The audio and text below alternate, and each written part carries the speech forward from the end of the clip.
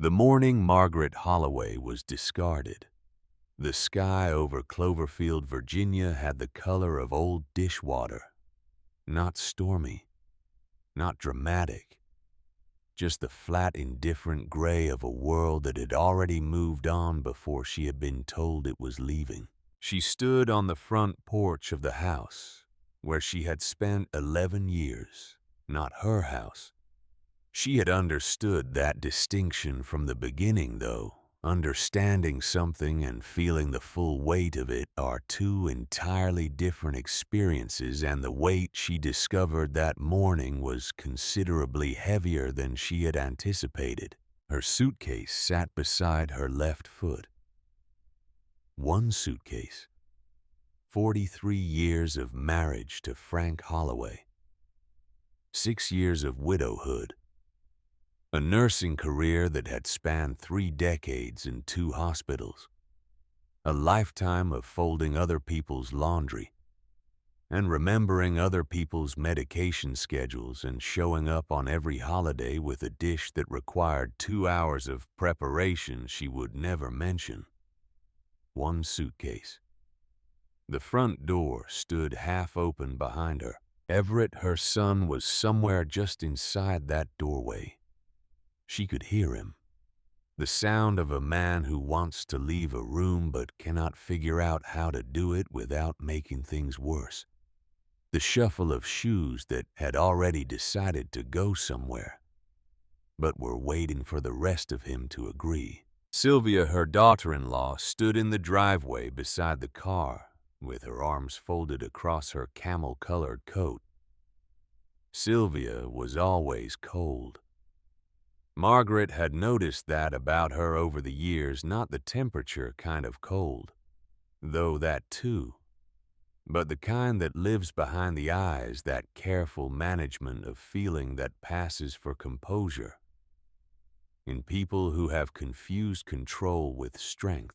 It was Sylvia who had said the words the previous evening. Not loudly. Not cruelly exactly, though cruelty does not require volume. She had said them in the same tone she used when discussing the household schedule or explaining why a particular brand of coffee was preferable to another. Practical.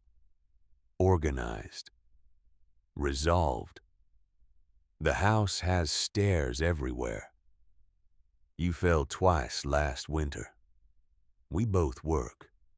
We found a place that can take you, temporarily, until something more permanent is figured out.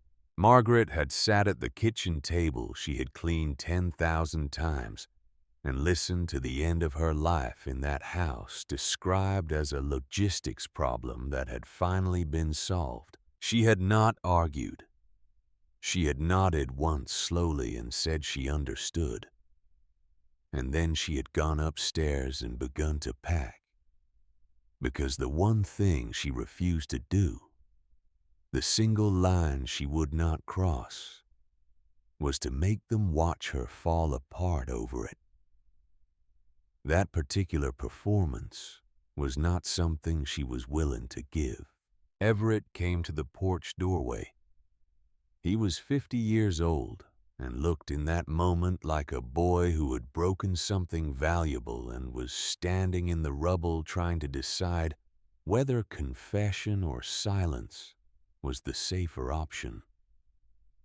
He rubbed the back of his neck. He looked at the railing. He looked at the sky. He looked everywhere except at her face. "Mom," he said, "this isn't what you're making it into." Margaret kept her hand on the suitcase handle. She wore her gray wool coat and her good gloves, the leather ones she saved for occasions that deserved them. She had decided sometime in the 3 hours she had spent not sleeping the night before that this morning would receive her best presentation, not because anyone here had earned it, but because she had spent 76 years refusing to let circumstances dress her down, and she saw no reason to abandon that discipline now. She said, "Then tell me what it is." Everett opened his mouth. Nothing came out. Sylvia said from the driveway, "It's practical." Margaret turned her head and looked at her daughter-in-law. Sylvia was 48 years old and had a face that gave very little away, which Margaret had always respected, even when she resented it. There was something behind Sylvia's eyes that morning, though. Something tighter than usual. Not guilt exactly. Sylvia was not built for guilt in the traditional sense. More like the expression of a person who is standing very still, because moving might reveal something they need to keep hidden. "We both work," Sylvia continued. "We can't keep doing this, as though Margaret's presence in the house had been an ongoing emergency, as though her careful effort to remain useful, to take up as little space as possible, to contribute more than she consumed, had been some kind of imposition they had been heroically tolerating. Margaret said nothing. She had learned over a very long life that silence is not the same as agreement, and that sometimes the most precise response to an inadequate statement is to let it sit in the air until the person who said it can hear how it sounds. Everett said, "We found a place over in Staunton. It's nice, actually. Good staff. A place. A senior facility," Sylvia said. "Just temporarily, until we figure out something more permanent." The word temporary had been doing a great deal of work in this family for several years now. When Frank died and the house they had shared for 4 decades became too large and too quiet and too full of the sound of a life that was no longer being lived in it. Everett had suggested she come stay with them temporarily. That was 6 years ago. Temporary had stretched itself thin over the years, gradually becoming something no one acknowledged out loud, until the logistics of it had apparently grown inconvenient enough to require resolution. "You have to go by noon," Everett said. Margaret heard the words. She stood very still for a moment. The way she had learned to stand still in emergency rooms when a situation had turned serious, and the impulse to react quickly had to be governed by the larger necessity of thinking clearly. She had spent 30 years as a nurse. She understood the difference between panic and assessment. She assessed. They had a plan. She could see that now, with the full clarity of morning light, the precision of the language Sylvia had used the previous evening, the absence of any actual question in any of it. Not, "What would you like to do?" or "How can we make this work?" or "What do you need?" Statements, arrangements, the vocabulary of people who have already decided and are now performing the courtesy of announcement. She thought about the brochures she had found 3 weeks earlier, tucked into the recycling bin under a newspaper. She had assumed they were junk mail. She understood now that she had been wrong about that. "I see," she said. She picked up her suitcase. She walked down the porch steps without holding the railing, which took some effort, but was worth it. She walked to Sylvia's car, opened the back door, and placed her suitcase inside. Then she stood beside the vehicle and waited, because Everett had said by noon and it was 10:15 and she had somewhere else to be. Everett and Sylvia exchanged a look over the roof of the car. She watched them do it. The look that people share when a situation is going differently than they expected, and they are recalibrating in real time. She had lived in their house for 6 years. She had cooked for them and cleaned for them and remembered their appointments and watched their dog when they traveled and held the whole interior machinery of that household together in the 1,000 invisible ways that women have always held things together, in ways that become visible only when they stop. She had done all of this carefully, without complaint, because she believed, or had allowed herself to believe, that love expressed through service would eventually be recognized as love. She had been wrong about that too. The drive to Arthur Simmons's office took 14 minutes. Everett drove. Sylvia sat in the passenger seat and looked at her phone. Margaret sat in the back beside her suitcase and watched Cloverfield pass outside the window. The bare winter trees and the old storefronts in the courthouse square she had walked through for 50 years. She had grown up in this town. She had gone to school here, married here, raised her son here, buried her husband here. Her grandmother Eleanor had been born 30 miles east of here in a farmhouse that no longer existed. Her mother had brought her to Cloverfield as a child, and they had stayed the way people stay in small towns through a combination of circumstance and attachment that eventually becomes indistinguishable from choice. Cloverfield knew her. She knew Cloverfield. And she understood, watching it slide past the car window that morning, that there is a particular loneliness in being made to feel foreign in the place you have spent your life belonging to. Arthur Simmons had his office above the old hardware store on Millbrook Street. He had practiced law in Cloverfield for 45 years, which meant he was one of the few people in town old enough to remember things that other people had preferred to forget.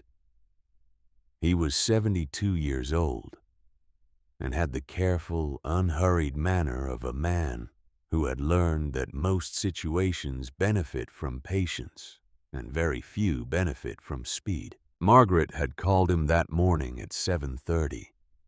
She had not told him everything over the phone. She had told him enough. The office smelled of paper and cold coffee, and the particular mustiness of rooms where important documents have been kept for a very long time.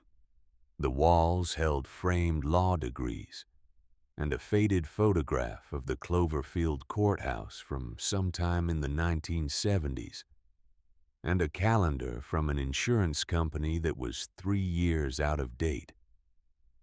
Arthur had never been interested in decoration. He was interested in facts. He stood when Margaret came in. He looked at her suitcase, then at her face, and he understood enough not to comment on either. "Mrs. Holloway," he said, "thank you for coming." She sat down in the cracked leather chair across from his desk. Everett took one of the side chairs. Sylvia stood near the window with her arms folded in the posture she used when she was present out of obligation rather than interest. Arthur set a file box on the desk. He opened it carefully, the way you open something that has been waiting a long time and deserves a certain amount of ceremony. "Your grandmother," he said, "Eleanor Marsh, left specific instructions many years ago. The estate was small and one parcel of land was caught up in old county recording errors, title issues that went unresolved for decades. We finally cleared the last of it." Margaret looked at him steadily. "My grandmother died when I was 15. She did, in 1963. But she left instructions that a specific parcel be transferred to you by name whenever the title issue could be resolved. That resolution came through last month." Sylvia made a small sound from her position near the window. Not quite a laugh, a sound that approximated the shape of patience being tested. Arthur slid a document across the desk. Margaret looked at it. A deed. Blackwood Ridge. A parcel number. An acreage figure that was not large. An address that meant nothing to her immediately, but that had the character of somewhere real, somewhere specific, somewhere that had existed in the world all along while she had been unaware of it. Everett leaned over her shoulder. What even is that? Some kind of old farmstead? A homestead, Arthur said. Mostly untouched for decades. Sylvia unfolded her arms long enough to take the document from Margaret's hands and examine it, which Margaret noted but chose not to address. So she gets a dead piece of dirt, Sylvia said. She handed the paper back without looking at Margaret. There's also a key, Arthur said. He placed a rusted iron key on the desk beside the deed. And some surviving correspondence. Sylvia gave a short laugh. At her age, what is she supposed to do with land? Margaret kept her eyes on the deed. She was reading it carefully, the way she had always read things carefully, because she had spent her career in medicine where imprecision had consequences, and she had carried that habit into everything else. Arthur said quietly, "The property may matter for reasons beyond its market value." Sylvia's eyes moved across him with the expression she used when someone said something she had already assessed and dismissed. "Lawyer talk," she said, "for worthless." Everett looked at Margaret. "Maybe we can sell it quickly," he said. "Use the money toward the facility. Make things more comfortable." The facility. Not your home, not a fresh start, not a solution that placed her at the center of her own life. The facility. As though every decision in this room was being made for a version of her that was object rather than subject, a problem to be managed rather than a person to be consulted. Margaret lifted her head. When she spoke, her voice was low and clear and very steady. "My grandmother remembered me," she said. "That is already more than I can say for some people in this room." The silence that followed had weight. Sylvia straightened. Everett looked at the floor. Arthur reached into the file box and produced one more item. He laid it on the desk beside the deed and the key without comment. A single sheet of paper folded once with handwriting on the outside that Margaret did not recognize. "What is that?" she asked. He said, "I ran a standard title search when the county released the parcel file. Standard procedure when a dormant property gets cleared. Part of that search involves checking adjacent parcels for any related ownership activity." And he unfolded the paper and turned it toward her. It was a real estate transaction record, dated 3 months prior. The adjacent parcel to the east of Blackwood Ridge, the parcel that shared its longest boundary line, had been purchased by Ridgeway Development Group, a real estate investment company based in Richmond. Margaret read it. Then she read it again. "Someone bought the land next to my grandmother's property 3 months ago," she said, "before the county even released the title." Arthur nodded. "Before the release was publicly announced, yes." Margaret looked across the desk at him. How would someone know to buy that land 3 months before the title was cleared? Arthur said nothing. He did not need to. Margaret turned her head and looked at Sylvia. Sylvia was standing very still. Not the composed, deliberate stillness she usually deployed, but a different kind. The kind that happens when a body has received a signal to stop moving, and the mind is working very quickly behind the eyes. Her hands were at her sides. Her right hand had closed into a loose fist around the strap of her bag. Margaret noticed the fist. She noted it the way she had noted 10,000 small physical signals in patients over 30 years of nursing the things people's bodies said when their mouths were saying something else. She did not comment on it. She filed it away. Everett was looking at the transaction record now. His face had the expression of someone who has just heard a sound in a dark house and is deciding whether it warrants investigation. "That's probably just a coincidence," he said. Margaret said, "Probably." She picked up the rusted key from the desk. She turned it over in her gloved hand. It was old. Heavy in the specific way that old iron is heavy with the density of something made to last, rather than made to be convenient. It fit her palm like it had been waiting for it. "Arthur said, I can drive you out there this afternoon if you'd like to see it." Margaret looked at Everett, then at Sylvia, then back at Arthur. "Yes," she said, "I would." Sylvia said, "Margaret, you cannot seriously be considering. She gets to be called Mom." Everett said quietly. It was the first useful thing he had said all morning. Sylvia closed her mouth. Margaret stood. She did not need help rising, though her knees disagreed with the decision and communicated their disagreement clearly. She ignored them.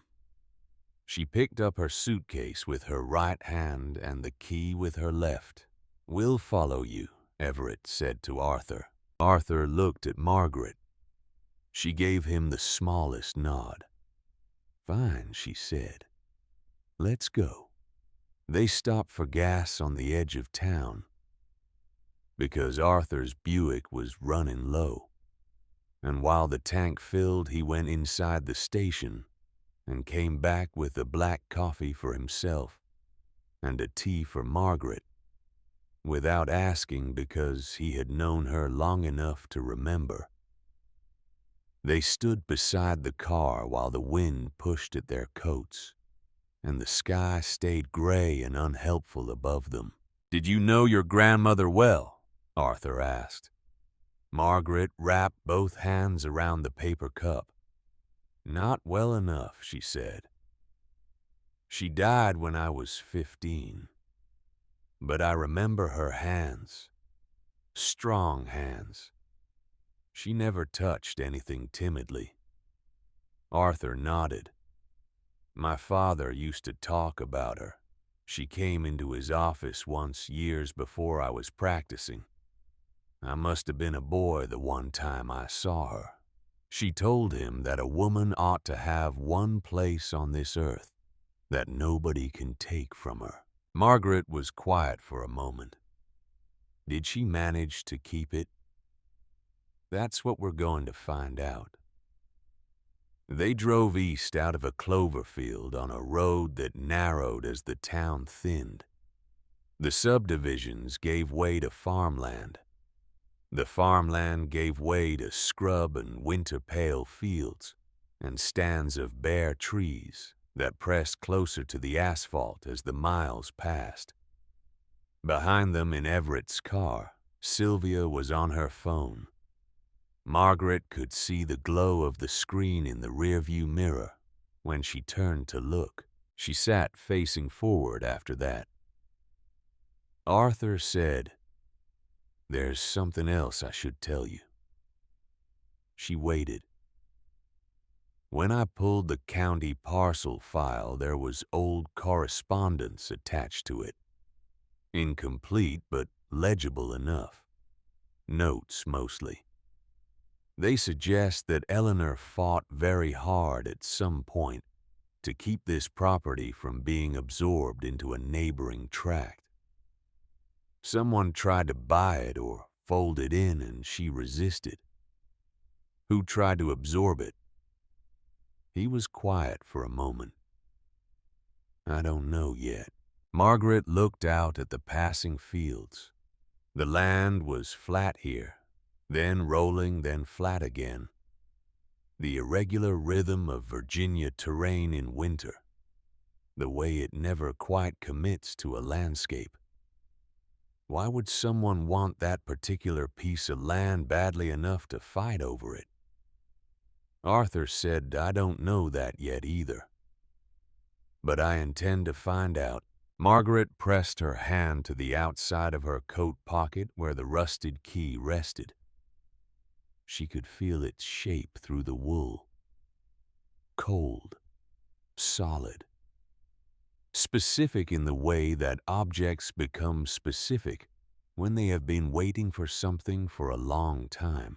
She thought about Eleanor Marsh, whom she had known only through the selective impressions of childhood. A woman with strong hands who made everything she touched seem intentional. A woman who had died in 1963 in a county that had apparently been trying to erase her ever since. She thought about the 3 months that had passed between Ridgeway Development's purchase of the adjacent property and the release of the title that Margaret had received this morning. She thought about the precision of that timing. She thought about Sylvia's fist around the bag strap. Then she stopped thinking about Sylvia because thinking about Sylvia required a kind of energy she preferred to conserve for more important things. The gravel road ended at a gate that had given up vertical ambition some years ago and was now listing at an angle that suggested both fatigue and stubbornness in equal measure. Arthur parked beside the fence line, which was mostly consumed by dead vines, and cut the engine. For a moment, neither of them moved. Outside the windshield, Blackwood Ridge lay under the gray winter sky like something that had been set down carefully, and then forgotten. The front drive was 2 faint wheel ruts through waist-high grass. Bare branches moved against the wind. The land rolled outward in uneven patches, uncut, uncultivated, and silent, in the way that places become silent when they have been holding something for a very long time. At the far edge of the clearing, an old house stood. Margaret looked at it. It was smaller than she had expected. The porch sagged in the middle. One shutter hung at a diagonal held by a single nail. Half the windows were clouded with decades of grime. The other half were dark openings where glass had been at some point, but no longer was. Beyond the house stood a barn with a partial roof collapse and a smaller outbuilding nearly swallowed by brush. There was no hidden mansion here, no secret fortune, no miracle dressed up as inheritance, just a forgotten piece of land that a dead woman had refused to surrender. Arthur got out first and came around to open Margaret's door, but she was already stepping down, one hand on the frame, her boots finding the frozen ground with a certainty that matched her expression. "This is it," she said. It was not a question. Blackwood Ridge, Arthur confirmed. Parcel 17. She looked at the house for a long moment. Then she said, "That depends on whether one is looking at what it is or what happened to it." Arthur glanced at her and something in his face changed. Not surprise exactly. More like the expression of a man who has just had a suspicion confirmed. Behind them, Everett's car pulled onto the gravel. He and Sylvia got out and stood beside their vehicle, taking in the property, with the expressions of people whose expectations have been met in the worst possible way.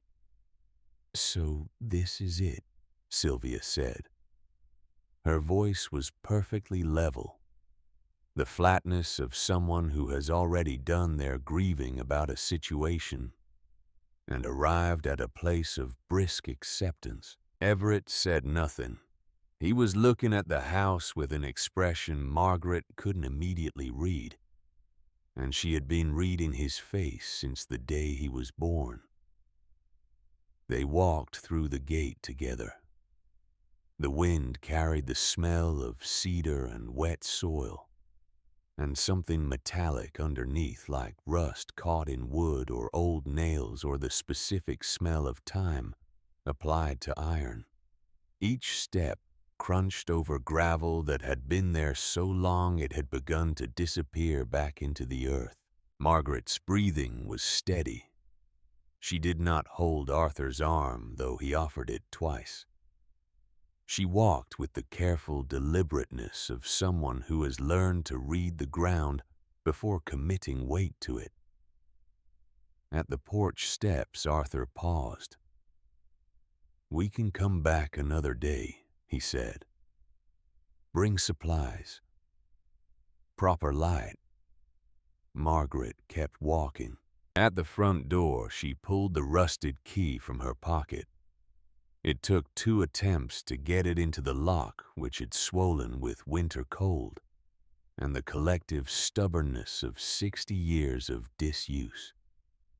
Then, with a hard scrape and a sudden give, the door swung inward. The smell came first.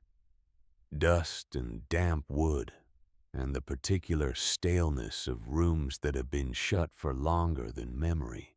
Cold air that had been sitting inside undisturbed for years, holding its breath. Margaret stood at the threshold. The front hall was narrow. Wallpaper that might have been blue once had peeled away in long strips curling at the edges like pages from a book that had been read too many times. A coat peg near the door still held a single wire hanger bent slightly out of shape. Beyond the hall, a parlor with a stone fireplace, the firebox blackened with years of use and years of cold. A rocking chair in the corner, one arm split clean through. Everything in the room wore the same gray skin of time, but it was not the gray of destruction. It was the gray of waiting. Margaret stepped inside. Her footsteps raised dust from the floorboards. She moved slowly through the parlor, her eyes taking inventory. The room had been stripped. Not emptied by neglect, but stripped with intention. Furniture gone, pictures gone personal, objects gone. But not everything. A chipped enamel bowl sat on a side table. A curtain tie had been looped neatly around a hook with no curtains left to hold. On the mantel, a square patch of slightly cleaner wall revealed where a frame photograph had stood for years before being removed. She said, "This house was cleared out." Arthur behind her said, "Yes, deliberately cleared." She turned slowly. "Not carefully," she said. "Carefully enough to remove what mattered." But they missed things. Everett had come as far as the doorway and stopped there. Sylvia stood outside on the porch, arms folded, not entering. Margaret moved into the kitchen. The sink was stained dark brown. A cracked dish rested upside down on the counter as though someone had set it down meaning to come back, and never had. A cabinet hung open empty except for a glass jar with no lid. The window above the sink looked out on the backyard, which was all brush and dead grass, and the suggestion of what had once been a vegetable garden. She stopped at the back wall. Along the baseboard beside the pantry door were marks in the wood, shallow cuts, 3 short lines, then a gap, then 3 more, then another gap. The pattern repeated for several feet along the wall near the floor, where only someone crouching or sitting very low would naturally look. Arthur crouched beside her. Could be from furniture, he said. No. She kept her voice even, too deliberate, and too low. She stood and moved down the hall. In the first bedroom, the ceiling had sagged but held. In the second, a narrow iron bed frame remained against one wall, and beside it a brass hook had been fixed at a height that made no ordinary sense.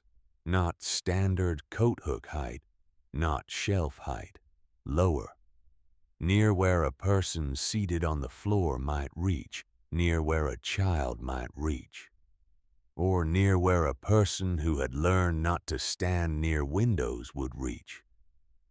Margaret touched the hook lightly. Arthur said, "Do you know what this place was?" She did not answer immediately. She moved to the window and looked out at the tree line and the road beyond, both visible but distant enough to provide cover close enough to monitor arrivals. Then she said almost to herself, "Not just a home." She went back to the parlor. Arthur followed.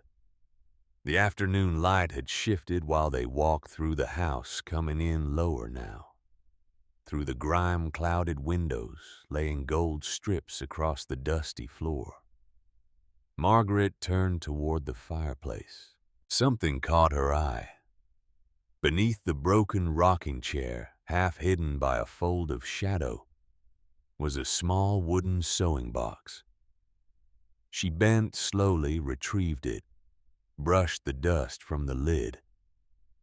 The wood was warped from years of temperature change, but the box had held its shape. The lid was stuck but not locked. She worked it open. Inside, a few rusted pins, 2 pearl buttons, a length of faded ribbon that had once been blue, and a key, small, brass, narrow with teeth worn smooth from repeated use, newer by decades than anything else in the room, newer even than the rusted iron key she had used to open the front door. Arthur stared at it. "That wasn't in any inventory," he said. "No," Margaret agreed. "It wasn't." She held it in her palm. The afternoon light caught the brass and held it. Outside, she could hear Sylvia's voice, low and sharp, the voice she used when she wanted to convey impatience without the social cost of volume. Everett's quieter response, the sounds of people who had come to observe a disappointment and were growing tired of waiting for it to conclude. Margaret looked around the ruined room again. The empty mantel, the stripped walls, the cleared-out shell of a house that had once held something important enough to erase. She thought about the adjacent property purchased 3 months ago by a company that had no apparent reason to want this particular piece of Virginia farmland, unless they knew that the land beside it was about to become available. She thought about the correspondence Arthur had mentioned, notes that suggested Eleanor had fought someone who wanted to absorb this property. She thought about the key. Not the old iron key. That one opened a door. This new brass key, this deliberately hidden thing, opened something else. Something the people who had cleared out this house had not found. Something left for a specific person who had taken 60 years to arrive. Everyone who had come to this property today had looked at it and seen a ruin. A collapsing house on dead land, the punchline to a story about a foolish old woman who didn't know when she was finished. Margaret looked at the brass key in her palm and understood something different. This place had not been forgotten. It had been closed. And it had been left with great patience and considerable faith for the right person to reopen it. Arthur lit 2 battery lanterns from his emergency kit when the sun dropped below the trees and the house filled with early winter dark. He set them in the parlor, and they cast a yellow circle of warmth that made the room look less abandoned than it had all afternoon. Everett had gone home.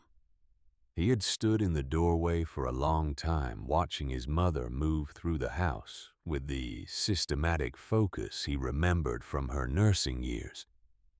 The look she got when she was working a problem that mattered. He had said several things, none of them quite right. He had eventually said he would call her in the morning. Sylvia had not said goodbye. She had walked back to the car when the sun began to go down, and Margaret had heard the engine turn over. And then she had not heard anything from that direction for a while. And then she had not heard it at all. Margaret sat in the parlor with her coat on and the brass key in her hand. Arthur was sorting documents from the file box he had brought from the car, laying them out on the floor in organized rows with the attention of a man who has learned that paperwork properly read contains more truth than most people are willing to offer. She turned the key over. The metal had warmed to her palm now, and felt less like an object, and more like an answer, looking for the right question. Arthur looked up from his papers. "We should think about where you're going to sleep tonight." She did not look up from the key. "I'm going to sleep here." He considered this for a moment. "The roof's intact on the bedroom side. I have blankets in the trunk. There's an old quilt in the linen chest upstairs. I noticed it when we walked through." "I know. I noticed it too." He almost smiled. "Of course you did." She looked at him. He was 72 years old and had a face that had accumulated wisdom without becoming unkind about it, which Margaret had always considered a significant accomplishment in a man who had spent his career watching people behave badly under pressure.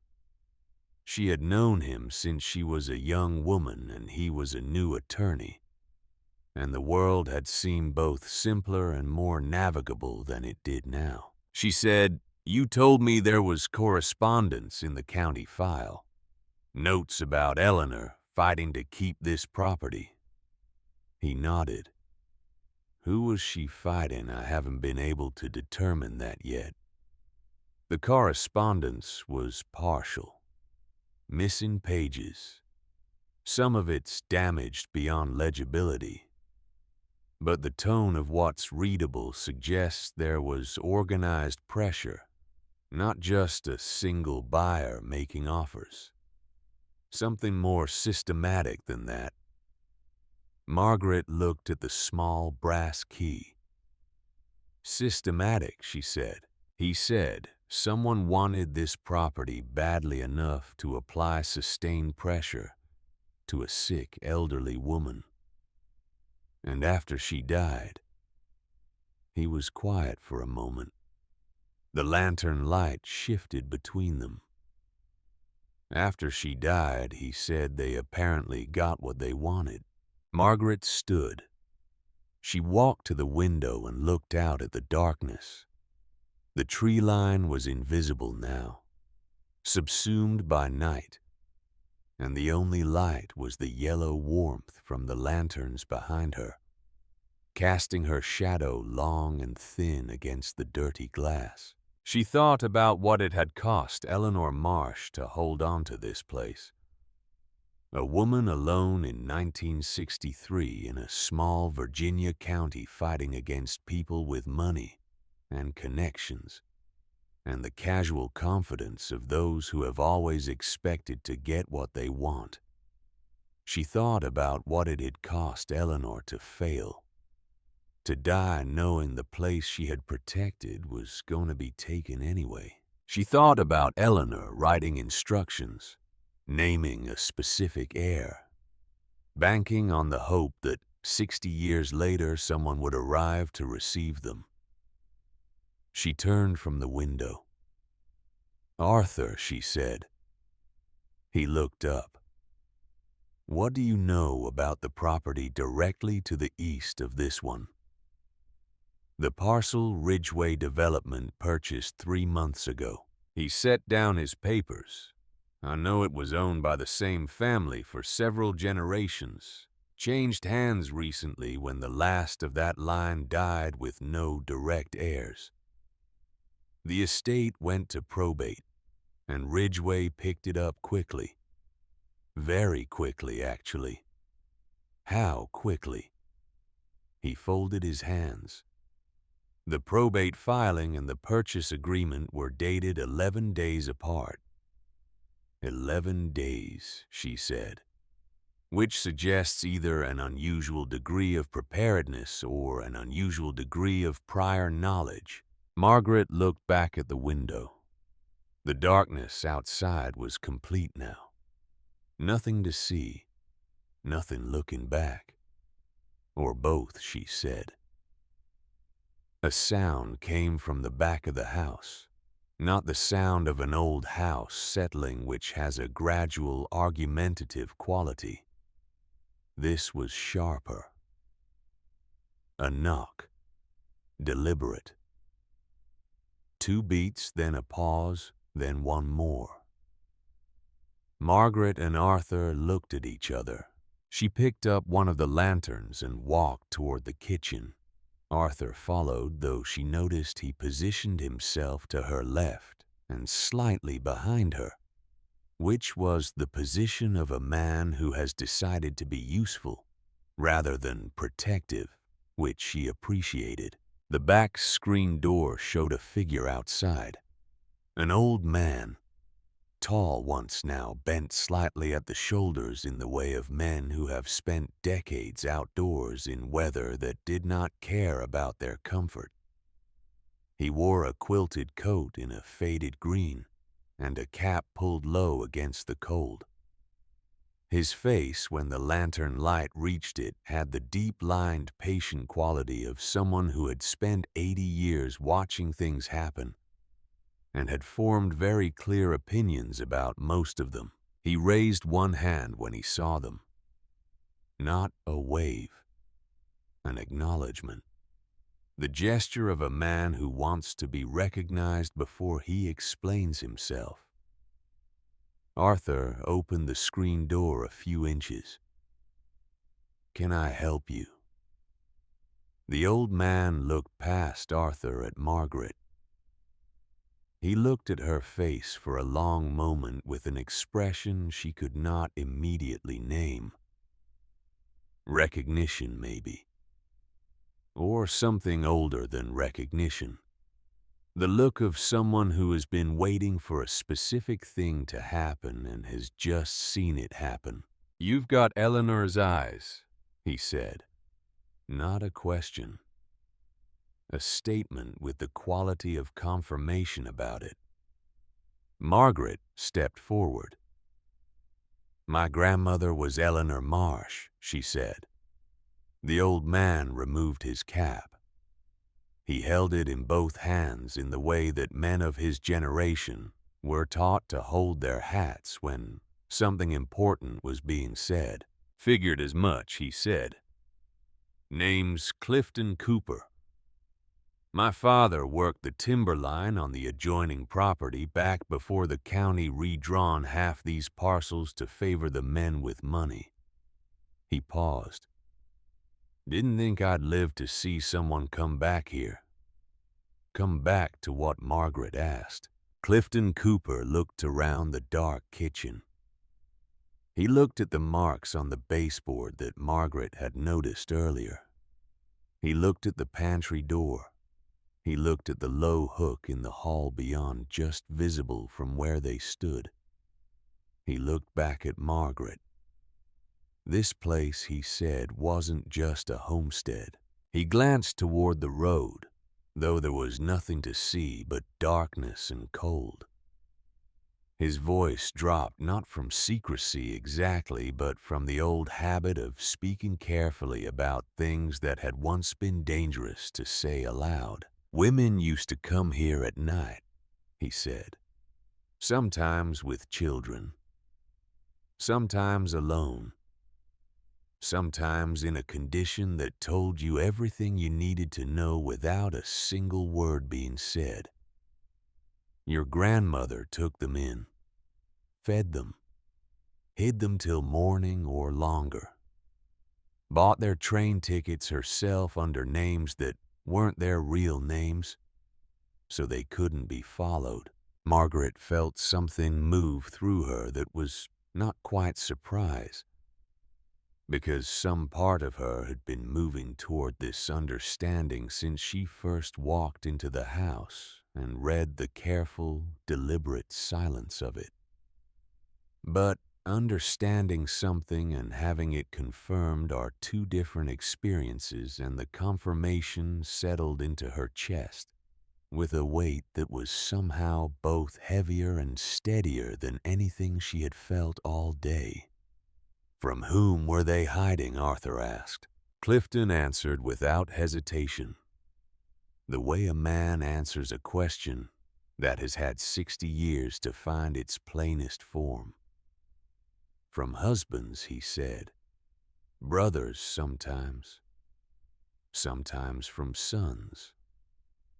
And sometimes just from a town that would rather call a woman troublesome than help her. He looked at Margaret with something that might have been sorrow, or might have been the old anger of a man who watched an injustice happen close enough to smell it and was not in a position to stop it. When your grandmother got sick, he said, certain people were relieved. The place had become an embarrassment to some. An invitation to scandal, they called it. After she died, records changed. Boundaries shifted. The land got smaller. People stopped talking about what it had been.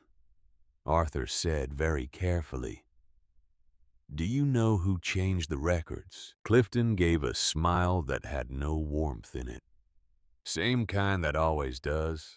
Men with desks, men with friends, men who think anything that protects the unwanted ought to be erased before somebody gets the wrong idea about what's permitted. He tipped his cap toward Margaret. Your grandmother fought them hard, he said. She was a formidable woman, and they had to wait until she was gone before they could finish it. He put his cap back on.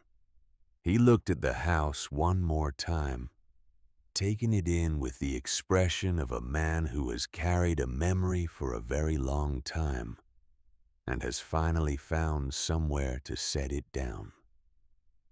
Then he turned and walked back into the dark, and the night closed around him as completely as though he had never been there at all. Margaret stood in the kitchen of her grandmother's house, one hand resting on the table, the lantern casting its yellow circle around her. The brass key was in her coat pocket. The rusted key that had opened the front door was in her other pocket. Outside, the winter night was very still. She thought about Eleanor Marsh, who had used this kitchen, and this table and these windows, and had watched this road for arrivals that came at night and needed to be invisible by morning. She thought about what it had cost to do that work quietly, invisibly, in a county that preferred its inconvenient truths, buried under paperwork and reassigned boundary lines. She thought about the 3 months between Ridgway's purchase and her inheritance being released. She thought about Sylvia's fist around the bag strap. She thought about Clifton Cooper's voice saying your grandmother fought them hard, with the particular cadence of someone describing a battle that is not in fact over. Margaret looked at Arthur. "I am not leaving before morning," she said. He looked at her steadily for a moment. Then he nodded once with the kind of nod that means I expected nothing less. He went to get the blankets from his car. Margaret stayed in the kitchen in the circle of the lantern light in the house that had been waiting 60 years for someone to come back to it. She pressed her hand flat against the old kitchen table. The wood was cold and scarred and solid under her palm, the way the truth is solid once you have found it, the way it pushes back against your hand and lets you know it has been there all along. She thought they believed they had sent her somewhere to disappear quietly. They had sent her exactly where she needed to be. Margaret did not sleep well, but she had not expected to. She lay on the narrow iron bed frame in the second bedroom, with Arthur's car blankets pulled over her coat, and listened to the house talk in the dark. Old houses in winter have a specific language, not the random creak of settling wood, though that was present too, but something more deliberate beneath it. The slow speech of a structure that has been holding a particular posture for a very long time and is deciding now that someone has returned, whether it is safe to relax. She had listened to patients in the same way, lying in hospital beds, in the small hours, the ones who had stopped speaking in sentences but whose bodies still communicated in shifts of breath and pressure, and the small unconscious sounds that people make when they are carrying more than sleep can properly contain. She had learned to hear what those sounds meant. She had learned that the body does not lie even when the mouth has agreed to. This house was not lying. It was telling her something. She lay still and let it. By 4 a.m, she had given up the pretense of sleep and was sitting at the kitchen table with Arthur's smaller lantern and her grandmother's rusted key, turning it over in her hands, the way she had turned problems over in her hands her entire life, patiently from every angle looking for the place where the surface changed. The brass key was in her coat pocket. She had not tried it yet. She had been deliberate about waiting, not from caution exactly, but from the instinct developed over decades of working in rooms where haste caused damage, that certain things should be approached in the right order and at the right time. The brass key would need daylight. It would need Arthur beside her. It would need her full attention uncompromised by exhaustion or the residual emotional weight of the previous day.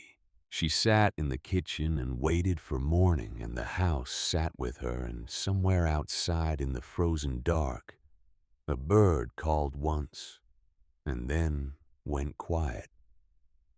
Arthur arrived at first light with 2 thermoses of coffee, a paper bag from the gas station on Route 11 that contained items he described only as provisions, and an expression that suggested he had also spent the night doing something other than sleeping, though his was probably more productive.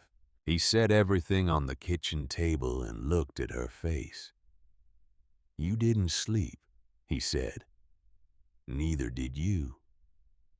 He poured coffee and said nothing further about it. They sat together in the growing light and listened to the house warm slightly as the sun began to reach the eastern windows. And Margaret told him everything she had been thinking through in the dark hours, which was considerable. The marks on the baseboard, she said. 3 lines, gap 3 more. Repeated. That's not random damage. Someone made those marks intentionally. Low to the ground below furniture level, in a location where only someone very close to the floor would see them. Arthur listened. The hook in the bedroom, the sight lines from both the kitchen window and the front parlor window. This house was configured, she said, not simply built.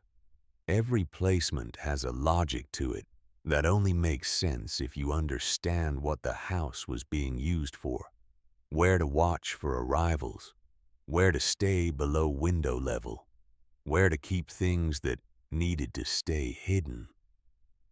Arthur looked at the pantry door, the brass key. She nodded.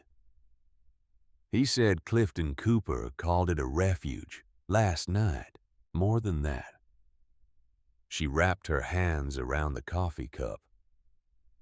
My grandmother ran a system. That's what the marks are. That's what the sight lines are. That's why the windows on the road-facing side have that particular height and angle. You don't configure a house like this by accident. You configure it because you've thought through every possible scenario in which something could go wrong, and you've built your answers into the walls. Arthur was quiet for a moment. Then he said she was a remarkable woman. She was a strategist, Margaret said. There's a difference. Remarkable is what people say about women who did difficult things. Strategist is what they would say about a man who did the same thing. My grandmother was a strategist. He accepted this without argument, which was one of the things she had always valued about Arthur Simmons. She stood and went to the pantry door. The brass key fit the lock in the latch plate with a smoothness that suggested long familiarity. The easy, worn precision of something that had been used many times over many years. The lock turned without resistance. Inside, the pantry shelves were mostly bare. Dust rings where canning jars had stood. A broken crock on the lowest shelf. Old newspaper lining the wood, brittle, now the print faded to near illegibility. At first examination, there was nothing here that the people who cleared this house had missed. Margaret stepped closer to the back wall. She ran her fingers along the paneling. It looked like the rest of the pantry painted the same cream color, same grain alignment, same surface texture. One board moved, a barely perceptible give under her fingertips. She pressed again more firmly, and the board shifted inward, pivoting on a center point, revealing a gap between the wall studs, no wider than a hand's breadth, but deep enough. Lantern, she said. Arthur brought it close.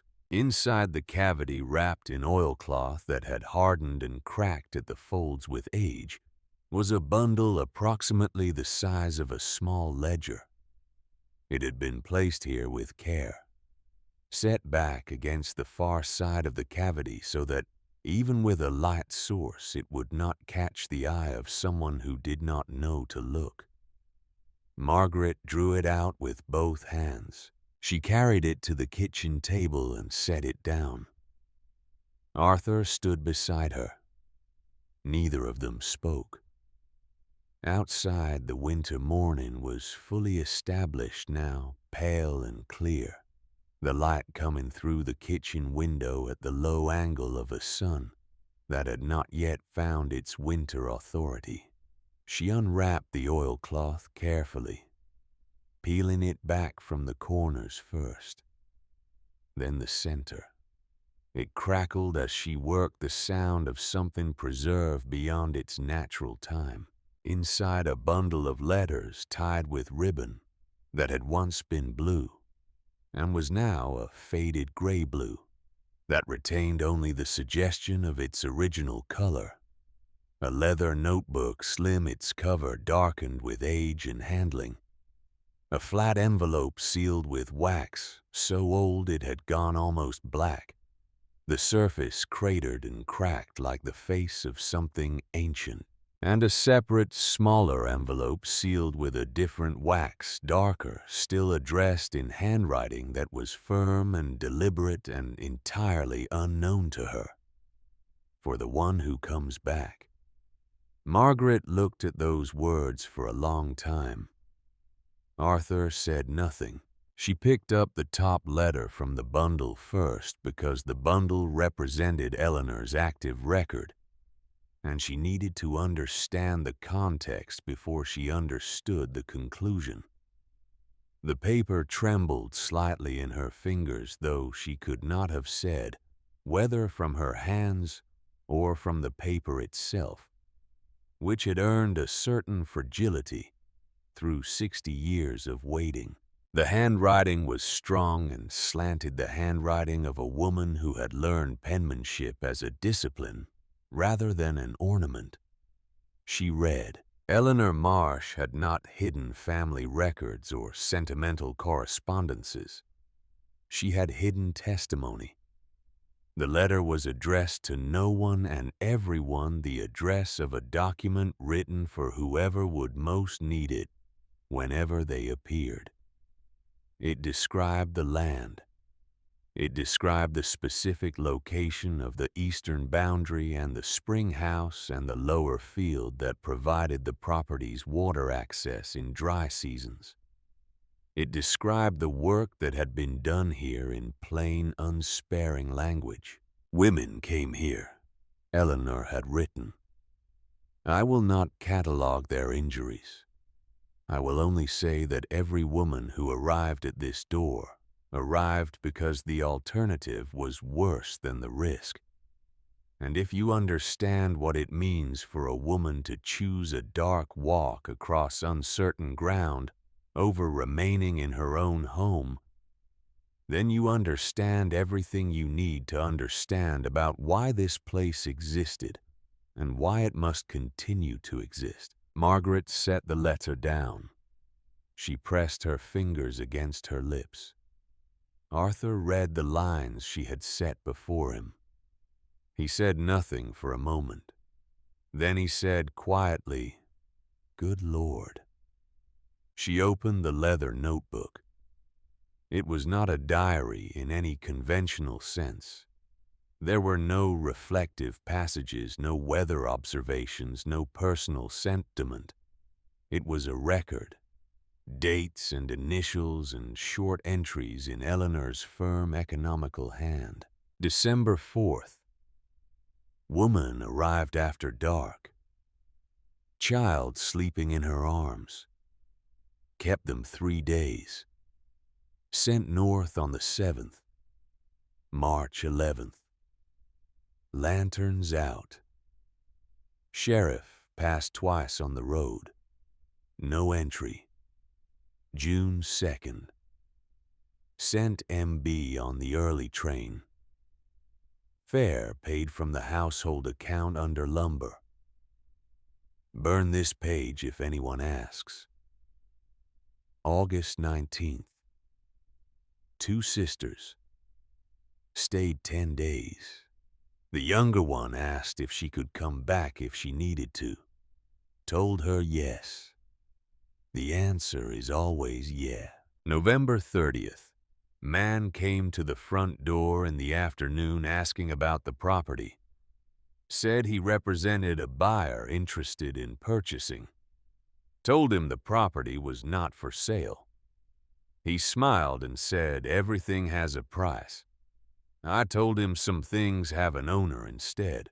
Margaret turned the pages slowly. The entries spanned years. The 1940s. The 1950s. Into the early 1960s, where the handwriting became slightly less steady but no less deliberate. The last entry was dated March of 1963, 6 months before Eleanor died.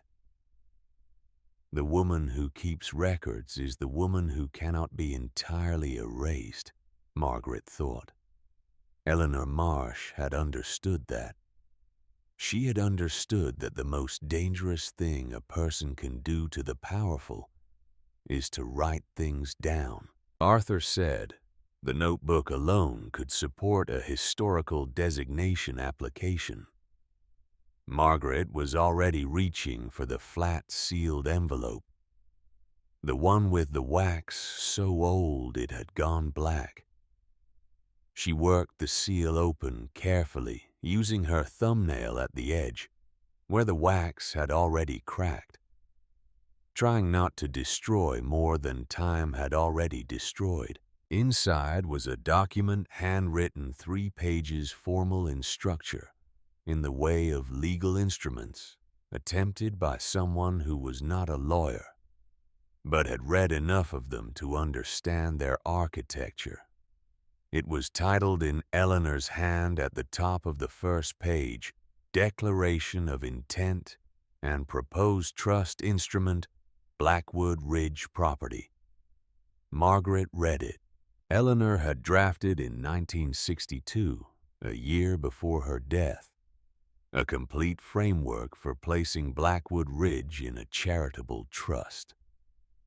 The purpose of the trust was stated with a precision that required no interpretation to maintain the property in perpetuity as a place of refuge for women who have been displaced, endangered, abandoned, or otherwise rendered without recourse by the circumstances of their lives. To keep the door open, Eleanor had written for every woman told the door was closed to her. There was a second document behind it, a single page signed and notarized dated 1959 from a physician named Aldous Grantham, M.D., with a Cloverfield address. Margaret read it. Dr. Grantham attested that over the period between 1951 and 1959, he had treated at the Blackwood Ridge property a number of women presenting with injuries consistent with physical violence. That he had done so discreetly at the request of Eleanor Marsh, and that the women had been brought to him rather than to the county hospital, because the county hospital asked questions that certain husbands preferred not to have asked. The room had gone very still. Arthur read the physician's affidavit over her shoulder. When he finished, he straightened slowly and looked at the wall for a moment the way people look when they need a surface to rest their eyes on while they absorb something. "She wasn't just leaving you land," he said. "No. She was leaving you a purpose." The words settled between them with the weight of something that had been traveling a very long distance and had finally arrived. Margaret set the papers aside and stood. She needed to move. She walked to the window and looked out at the backyard. The dead grass and the brush and the bare trees beyond it. The land her grandmother had held and worked and protected and ultimately lost. She said, "The records were altered after she died." Yes. Arthur moved to the file box he had brought from the office. He removed the documents he had gathered at the county the previous week. He spread them on the kitchen table beside Eleanor's letters. Two versions of the same survey map drawn at different times with different boundary lines. "Look here," he said. He laid them side by side. The original survey, dated 1948, showed the marsh property as a clean rectangle extending well to the east, encompassing a spring house marked in the lower corner, and a field that Eleanor's trust document had described as the lower field, the one that provided reliable water access through the dry months of late summer. The second survey, the one on file at the county courthouse, showed a different shape. The eastern portion had been cut away, a clean surgical removal of approximately 12 acres, including the spring house and the lower field folded into the neighboring parcel, with a boundary adjustment notation dated 6 weeks after Eleanor Marsh's death in October of 1963. Margaret studied both maps. She studied them the way she had studied diagnostic imaging, looking for the thing that should not be there. The irregularity that changes the meaning of everything else. "They took the water," she said. Arthur nodded. "The spring house makes the eastern acreage considerably more valuable for development purposes. Without it, the main parcel has limited utility for any large-scale use. With it, the entire ridge becomes viable for residential or commercial development." She said they waited until she was dead. "Then they took the part that made everything else worthless without it." "Yes." She looked at the boundary adjustment notation. The name on the witness line, the person who had certified the adjustment as legitimate and voluntarily executed, was printed in small, neat letters in the corner of the document. Reginald Holloway. Margaret looked at that name for a long time. Reginald Holloway had been the uncle of her late husband, Frank. He had been a large, affable man who wore the same 3 suits in rotation and attended the same church for 40 years and had opinions about everything and the confidence to express them in any company. He had been the kind of man who called women by their first names without being invited to, and called men by their last names as a sign of respect, and saw no inconsistency in this. He had died in 1989 of a heart condition that Margaret had privately thought had more to do with the quantity of beef he consumed than any congenital cause, and she had attended his funeral and brought a casserole to the reception afterward, because that was what you did. She had served that man lemon pie for 15 years, she said. He used to pat my hand and call me a sensible girl. Arthur said, "I'm sorry, Margaret." She turned from the maps. She looked at him with an expression that was not grief and not anger, but something older than both, the specific clarity of a woman who has been moving toward a truth for a very long time and has finally arrived at it and found it exactly as ugly as she had suspected. "Stop saying that," she said. "Sorry is what people say when the truth is inconvenient, but they don't intend to do anything about it." He closed his mouth.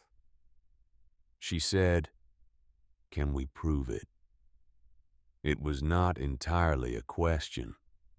He looked at the maps, at Eleanor's letters, at the physician's affidavit, at the trust document with its precise language about purpose and intent. "Civilly," he said carefully, "not criminally, Not at this distance, not with the people involved mostly dead. But civilly and perhaps more importantly historically, we can challenge the title to the lost acreage. We can enter these documents into the public record. We can make the manipulation visible in a way that will be difficult for anyone to dismiss as coincidence or clerical error. She said, "That's not nothing." "No," he said, "it's not nothing." The sound of a car on the gravel road reached them then, not Arthur's Buick already parked outside, not the tentative, apologetic approach of Clifton Cooper. The smooth, unhurried sound of a vehicle that belonged to someone who had decided where they were going and had not entertained the possibility of being unwelcome. Margaret looked at Arthur. He looked at her. She went to the front parlor window and looked out. Everett's car was there, pulled in beside Arthur's, and behind it a second vehicle, a dark sedan with Richmond plates, clean and expensive in the particular way of cars, whose owners want to project capability rather than wealth. The cars of people who have learned that money is more effective when it presents itself as competence. Everett and Sylvia were getting out of their car. From the sedan stepped a man in a navy overcoat carrying a leather folder, wearing the expression of someone who had been told this would be straightforward and had come prepared for it to be straightforward. He was perhaps 55, with the groomed, careful appearance of a man who took his presentation seriously, because he had learned that people make decisions based on presentation before they make them based on logic. He walked across the frozen ground with the careful steps of someone whose shoes were not built for it, but who refused to let that slow him down. Margaret watched all three of them approach the house. She turned from the window. She understood immediately and completely. Everett and Sylvia had arrived at the same moment as Harlan Calloway because they had left from the same place, or because they had made phone calls to each other this morning that she was not intended to know about, or because the alignment was not coincidental but organized with the same quiet efficiency that had organized the brochures in the recycling bin and the noon deadline, and the preliminary agreement whose name she had seen on Calloway's documents the previous evening. She walked back to the kitchen table and picked up the boundary adjustment document with Reginald Holloway's name on it. She folded it once and put it in her coat pocket. Then she went to the front door and opened it before any of them had a chance to knock. Everett came up the porch steps first. He looked at her face, and whatever he had been preparing to say rearranged itself into something more cautious. "Mom, we came because we were worried." Margaret looked past him at Sylvia, who had stopped at the base of the porch steps, then at the man in the navy coat who had paused on the path, taking in the house with the evaluative expression of someone doing arithmetic.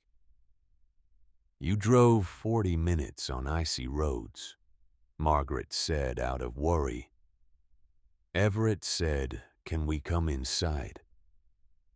Arthur had come to stand just behind her. He did not speak. His presence was sufficient. Margaret stepped aside. They came into the parlor. The file boxes were on the floor. Eleanor's letters and maps were on the kitchen table, visible through the doorway. The brass key and the rusted key were on the mantelpiece. The room looked to anyone who understood what they were seeing like the working space of someone who had been busy. Harlan Calloway extended his hand. "Mrs. Holloway, my name is Harlan Calloway.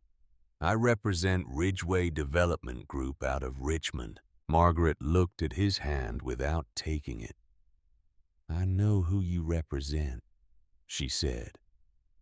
He lowered his hand with the practiced grace of someone who had encountered this reception before and had a script for it. We've recently become aware that your parcel sits adjacent to land of significant interest to our clients.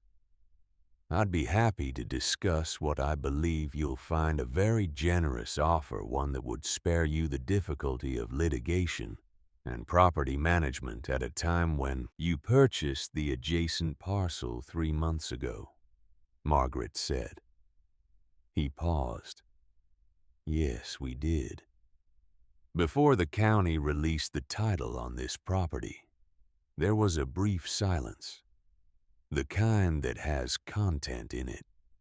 We conduct extensive regional surveys, Calloway said.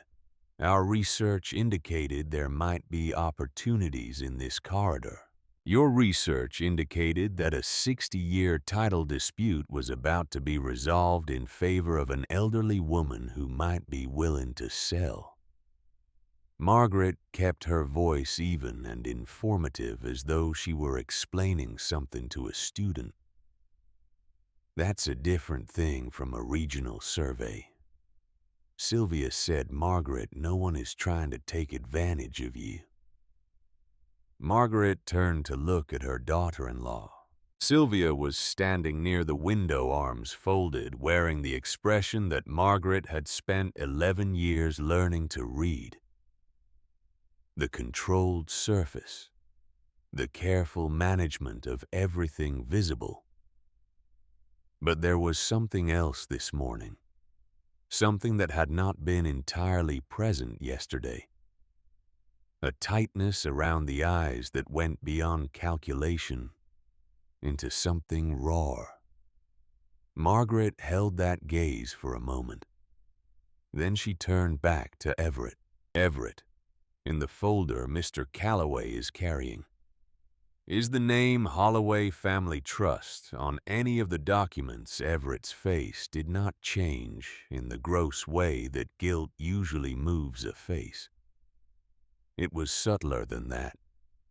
The specific stillness of a person who has been asked a question they already knew was coming and have been rehearsing the answer to, but find in the actual moment that the rehearsal was insufficient.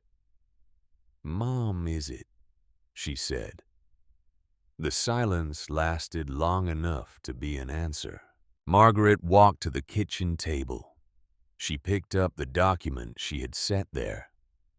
The boundary adjustment from 1963. She looked at Reginald Holloway's name in the witness line. She looked at it for a moment, not because she had forgotten it was there, but because she needed a second to decide what order to say things in.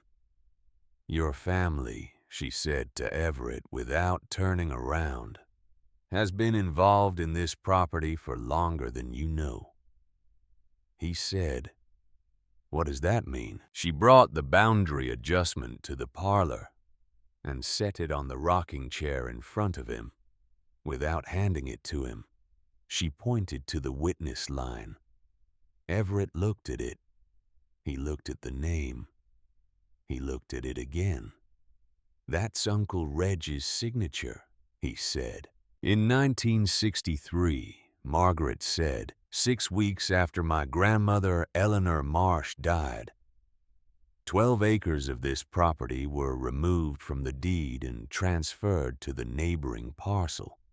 Reginald Holloway witnessed that transfer and certified it as legitimate. Everett stared at the document. His mouth moved slightly without sound, the way mouths move when a person is reading something they do not want to be reading. I don't understand, he said.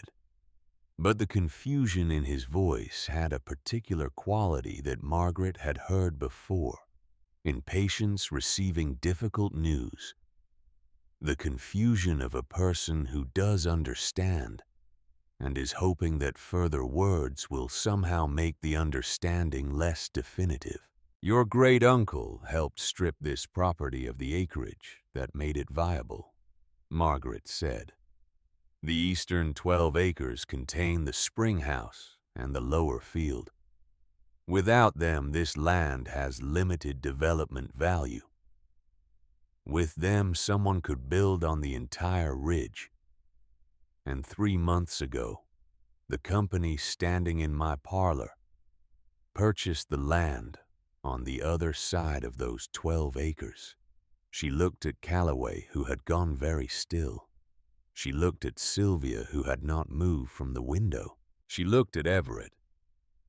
"When did Ridgway contact you?" she asked him. Everett said nothing. She said, "Everett."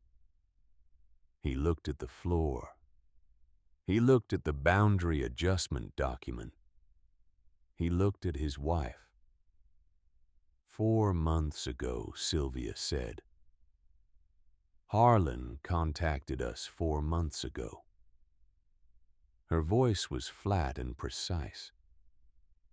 The voice of someone who has decided that the accounting is going to happen and has chosen to be the one who delivers it, rather than the one it is delivered to. They knew the title was gonna clear. Sylvia continued. They've been tracking the county dispute for some time. They approached us because we were the most direct relatives of the likely heir. They asked if we'd be willing to facilitate. Facilitate, Margaret repeated. Everett closed his eyes. They offered a fee, Sylvia said, for introduction and coordination, if the sale went through. Margaret stood in the center of the room. She stood very still. The lantern light moved slightly as a draft passed through the house and the shadows shifted and settled, and the room was quiet enough that she could hear the frozen ground outside contracting in the cold. You arranged for me to leave, she said, so that I would be in a position where accepting an offer would seem like the reasonable choice. Everett said, Mom, we genuinely thought the facility would be... She held up one hand and he stopped. She said, You didn't come back for me. You came back for the land. The sentence went into the room like a stone into water, and the ripples of it went out to every corner, and no one in the room said anything to dispute it, and the silence of their not disputing it was its own kind of answer. Calloway opened his leather folder. He was a man who had been in difficult rooms before and knew that the best thing to do when sentiment had been exhausted was to return to the practical. Mrs. Holloway, he said, I understand this is complicated, but the offer we're prepared to make is genuinely substantial, enough to ensure your comfort and security for the rest of your life. Enough to cover any facility costs, medical expenses, travel. She looked at him. He stopped. She said, My grandmother built something here. She built it alone at a time when the law offered her nothing, and she held it for 20 years. And then she died, and men with clean signatures took the part of it that made the rest of it matter. 60 years later, the company you work for is positioned on the other side of that line waiting. She reached into her coat pocket and removed the small brass key. She placed it in her palm and looked at it. And you've arranged to have her granddaughter standing in the middle of it, she said, without a home, without resources, without apparent options. Waiting to be practical. Calloway said nothing. I am not going to be practical, Margaret said. Not in the way you mean it. She put the key back in her pocket. But I am going to need everyone except Arthur to leave now. Sylvia uncrossed her arms. There's more to discuss, she said. Then it can be discussed through Arthur's office. Margaret turned away from them and walked to the kitchen table and picked up Eleanor's leather notebook. She held it against her chest with both arms the way you hold something that matters when you do not want anyone else to touch it.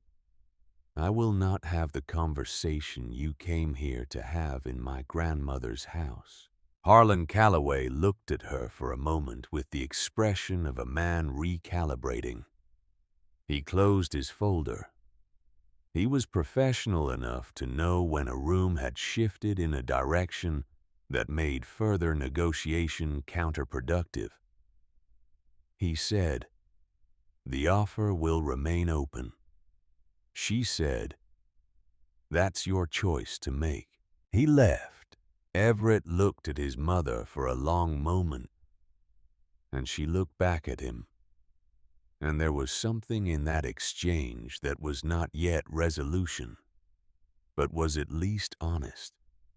Two people seeing each other without the protective layer of pretense that had been over everything for years. He followed Calloway out. Sylvia paused at the parlor door. For a moment, something moved across Sylvia's face that was not the controlled surface.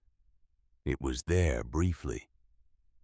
The way things are, there briefly when the control falters before it was replaced again by the smooth, managed expression she maintained as a matter of habit. Then she left. Arthur and Margaret stood in the quiet house. He said after a moment, "How are you?" She said, "I'm not finished." He looked at Eleanor's notebook in her arms. "No," he said, "I don't imagine you are." She set the notebook carefully back on the kitchen table. She looked at the letters, the maps, the trust document, the physician's affidavit. She looked at the sealed envelope she had not yet opened, the one addressed in Eleanor's handwriting to the one who comes back. She had been deliberate about waiting for the right moment to open it. She understood now that the right moment had arrived. Not because circumstances were peaceful. They were not. But because she had absorbed enough of the surrounding truth to receive whatever this final thing contained. She picked up the envelope. She worked the seal open with the same care she had used on the others. Inside were two items. The first was a letter from Eleanor, as she had expected. Written in 1962, the same year as the trust document, in the same firm and deliberate hand. If you are reading this, Eleanor had written, then someone in this family finally came back. And I hope with everything I have. That coming back was your choice, and not your last resort. Though I suspect it may be both. I do not know your name. I know only that you exist, because I have chosen to believe that some things pass down through the blood that have nothing to do with inheritance and everything to do with character. If I am right about you, then you already understand most of what I am going to tell you. If I am wrong, then this will not reach the right hands anyway, and it will not matter. Margaret read it slowly. Eleanor described the property, its history, the women who had passed through it. She described the eastern acreage and the spring house and why they mattered.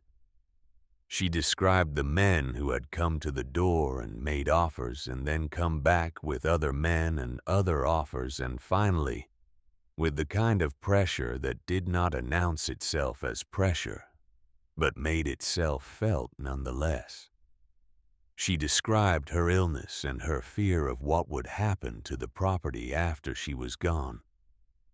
Not the physical property, but the purpose of it, the idea of it, the radical and simple notion that some places should exist for the benefit of people who have been told they do not deserve places. And then at the end of the letter, Eleanor had written, "I have also enclosed something that was given to me for safekeeping by a man who wanted very much to do right by you, and could not in his lifetime find the way. He asked me to keep it until someone came who would know what to do with it. I believe that someone is you." Margaret lowered the letter. She looked at the second item in the envelope. It was a smaller envelope sealed with different wax. No Eleanor's black gone wax, but a brown wax newer, the wax of something sealed in more recent decades. On the front, in handwriting she recognized immediately, handwriting she had read on birthday cards and tax documents, and the occasional note left on the kitchen counter for 30 years of marriage was her name. Margaret. Just her name in Frank Holloway's hand. She sat down in one of the kitchen chairs. She sat for a long moment with the envelope in her hands without opening it. The morning light came through the kitchen window at a low angle and lay across the table in a pale strip, illuminating the dust on the old wood and the grain of it beneath. Arthur moved quietly to the other side of the kitchen and stood with his coffee, giving her whatever space the room had available. She opened the envelope. The letter inside was dated March 14th, 2018, 3 months before Frank Holloway had died of a stroke in the house on Elm Street that they had shared for over 3 decades.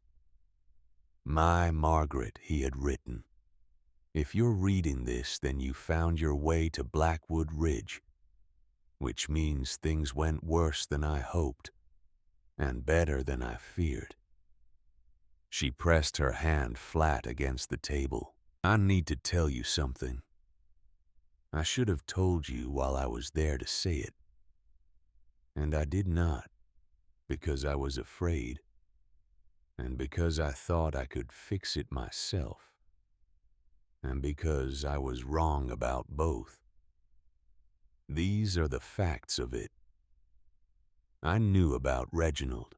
I found out in 2014. An old attorney in Staunton who had been going through his father's files came across correspondence relating to the Marsh property boundary adjustment in 1963. He contacted me because my name was in the files, not because I was involved, but because Reginald had used the Holloway family name as social credibility when he approached the county officials who approved the adjustment. He had done this without the knowledge of anyone else in the family. But my name was in the correspondence as a character reference he had fabricated. She read that line twice. Frank had written, "I gathered everything I could. I had documents. I had the original correspondence. I had enough to expose what Reginald had done and to challenge the boundary adjustment, which would have restored the eastern acreage to your grandmother's estate, and ultimately to you." Then I was visited by a man I did not know, who told me very calmly that the people with an interest in the Marsh property were not people who responded well to interference. He did not threaten me specifically. He did not need to. I understood what he was telling me. I was afraid. I spent 4 years being afraid, and I am sorry for it. And I am also honest enough at this point to tell you that the fear was not entirely about myself. I was afraid of what would happen to you if I pushed forward, and the people pushing back were more serious than I had assessed them to be. But I should have trusted you. You are the most capable person I have ever known, and I spent our marriage occasionally making the mistake of protecting you from things that you were more than equipped to handle yourself. This was the last and largest instance of that mistake, and I am deeply sorry for it. I came to Blackwood Ridge in March of this year. I met an elderly man named Clifton Cooper, who has watched over this property in his own quiet way for decades. I gave him this letter and asked him to place it in the envelope Eleanor left with him for safekeeping. The envelope she left for whoever came back. Clifton told me someone would come eventually. He seemed very certain about it. I believe him. Here is what you need to know. There followed 2 pages of careful, specific information. The name of the attorney in Staunton who had found the original correspondence. The location of documents Frank had gathered and stored with that attorney. The specific names of county officials who had approved the boundary adjustment in 1963, and the evidence that at least 2 of them had received payments from the neighboring landowner, whose parcel absorbed the 12 acres. And at the bottom of the last page in Frank Holloway's handwriting in the last thing he had written to her. The people who come after us are usually not more powerful than we think. They're just better organized. You have always been the best organized person in any room you walked into. I should have trusted that sooner. Trust it now. All my love, always, Frank. Margaret sat at her grandmother's kitchen table and held her husband's letter, and said nothing for a very long time. The winter morning went on around her. The house made its quiet sounds. Outside, the frozen ground held the cold, and the bare trees held the sky, and somewhere down the road, the world continued at its ordinary pace, indifferent to everything occurring within these 4 walls. Arthur across the kitchen did not speak. He was the rare kind of man who understood that silence offered at the right moment is the most generous thing available. She thought about Frank. She thought about him coming to this property 6 years ago. This man she had been married to for 36 years, standing in this kitchen, or this yard. Meeting Clifton Cooper leaving a letter in an old woman's sealed envelope, and trusting that the world would get it where it needed to go. She thought about what it had cost him to carry what he knew for 4 years without telling her. She thought about what it had cost him not to. She was not finished being angry about the silence. That reckoning would come in its own time in whatever form grief takes when it is also gratitude. But what she felt now, reading the 2 pages of careful documentation, was something she had not expected. She felt equipped. She had the trust document Eleanor had drafted in 1962. She had the physician's affidavit. She had the original survey map. She had 60 years of Eleanor's records. She had the boundary adjustment document with Reginald's name on it. And now she had everything Frank had gathered sitting in an attorney's office in Staunton, documented and preserved, waiting. She had the whole story. Not sentiment, not grief, not the complaints of an old woman who had been treated badly. Evidence, documentation, a case. She set Frank's letter down on the table beside Eleanor's letters and the maps and the trust document and the physician's affidavit. She looked at all of it spread across the scarred wood of the kitchen table. Arthur said, "Margaret." She looked up.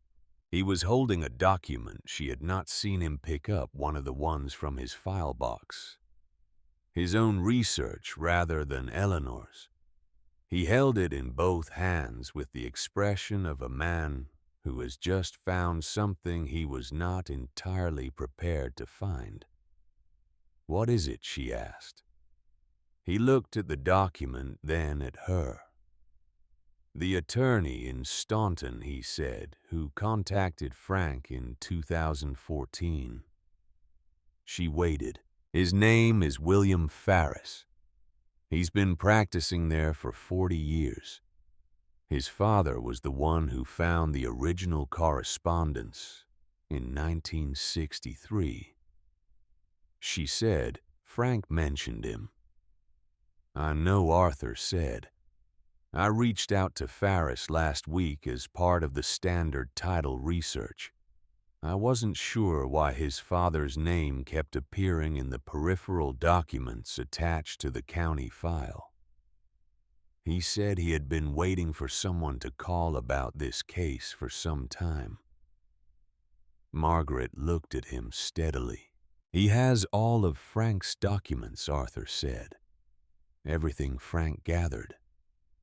He's been holding it since March 2018. He knew eventually someone would come." She said, "Just like Eleanor knew." Arthur set the document down carefully. "Just like Eleanor knew," he said. Margaret looked at the envelope addressed in Frank's handwriting lying on the table where she had set it after reading it. She looked at Eleanor's letters beside it, 60 years between them. Two different hands writing toward the same purpose. The county courthouse would be open in 2 hours. She had everything she needed. She stood up from the table and her knees said what they always said, and she ignored them as she always did, and she looked at Arthur and said, "We're going to need to make some calls." He was already reaching for his phone. The town council chamber of Cloverfield, Virginia, occupied the second floor of the municipal building on Court Street above the tax assessor's office and the water authority, and a storage room that had been temporarily converted to something else in 1987 and never converted back. The room had 12 wooden benches arranged in rows facing a raised table where 5 council members sat, and windows along the east wall that had not opened properly in many years, and lighting that managed to be both harsh and insufficient, which is a particular achievement in public architecture. Margaret had been in this room before. She had attended zoning hearings here and school levy discussions, and a meeting about the proposed closure of the public library on Tuesday afternoons that had drawn more people than any election in recent memory. She had sat in the wooden benches and listened to arguments proceed through the slow machinery of local governance and had understood each time that the machinery was not designed for speed. It was designed for persistence. She understood persistence. She arrived 20 minutes early with Arthur Simmons in a banker's box containing everything they had gathered at Blackwood Ridge, supplemented by the documents William Farris had driven up from Staunton 2 days prior, organized into a sequence that Arthur had spent the intervening days refining with the focused energy of a man who had finally found the case that would define the last chapter of his professional life. Margaret wore her navy wool coat. She had pressed it the previous night with an iron she had found in the linen chest at Blackwood Ridge, the same iron or one very like it that Eleanor Marsh might have used decades before its weight, familiar and correct in her hand. Her silver hair was pinned back. She carried herself with the particular straightness of a woman who has decided exactly what she intends to do and has made her peace with the cost of doing it. Arthur set the banker's box at the front table and arranged his legal pad and his reading glasses and his 3 different colored pens with the methodical care of someone for whom preparation is not a habit, but a philosophy. The room filled. Cloverfield was a town of 11,000 people. And while 11,000 people have a great many competing claims on their attention on any given Tuesday evening, the word that had moved through the town over the preceding days had a quality that overrode competing claims. It had the quality of something that had been buried for a long time and was coming up. People understood without being able to articulate precisely why that the hearing scheduled for this particular Tuesday was the kind of event that a town remembers or tries to forget for a generation. Every seat was filled by 10 minutes before the session began. Harlan Calloway sat at a separate table to the right with 2 attorneys from Richmond whose suits cost more than most people in the room earned in a month, and a stack of documents organized with corporate precision. He had the composed expression of a man who had been in adversarial hearings before and had won most of them, which produces a specific kind of confidence that is indistinguishable from arrogance until the moment it fails. Everett sat in the 3rd row. He had come without Sylvia, which Margaret noted when she took her seat, and surveyed the room with the systematic scan she had developed over 30 years of walking into spaces where she needed to quickly understand who was present and what their presence meant. She found this interesting but filed it without conclusion. In the back row near the wall sat Clifton Cooper, with his cap in his hands, and his spine curved and his eyes as sharp as they had been the night he knocked on the back door of Blackwood Ridge. Beside him sat a woman Margaret had not met, 65 years old approximately, slim, upright, with the posture of someone who has made a decision that required courage and has committed to it before doubt could intervene. She held a folder against her chest with both arms. Margaret did not know her name yet, but she recognized the posture. She had seen it in nurses who were about to say something difficult to a physician who outranked them. She had worn it herself. Councilwoman Marta Ellis called the session to order at 7 o'clock precisely.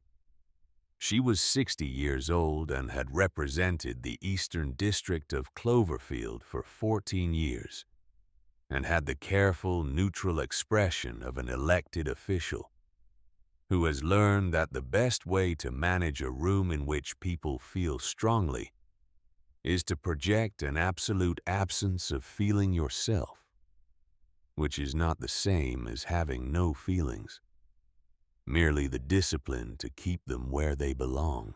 This session, she said, concerns a petition for title review and historical protection designation regarding the marsh property at Blackwood Ridge, Parcel 17.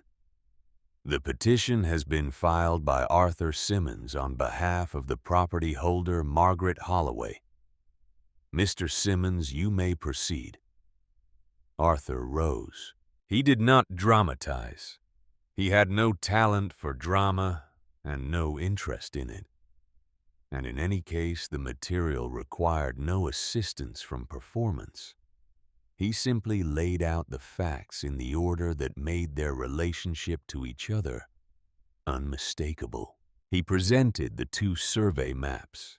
He placed them side by side on the easel he had requested from the clerk and pointed to the differences with a pen.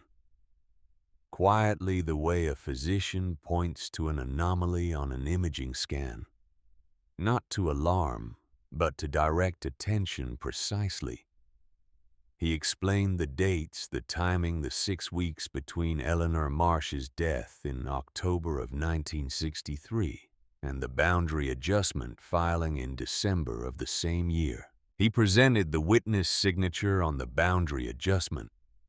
He explained who Reginald Holloway was and what his relationship to the current property holder's family had been.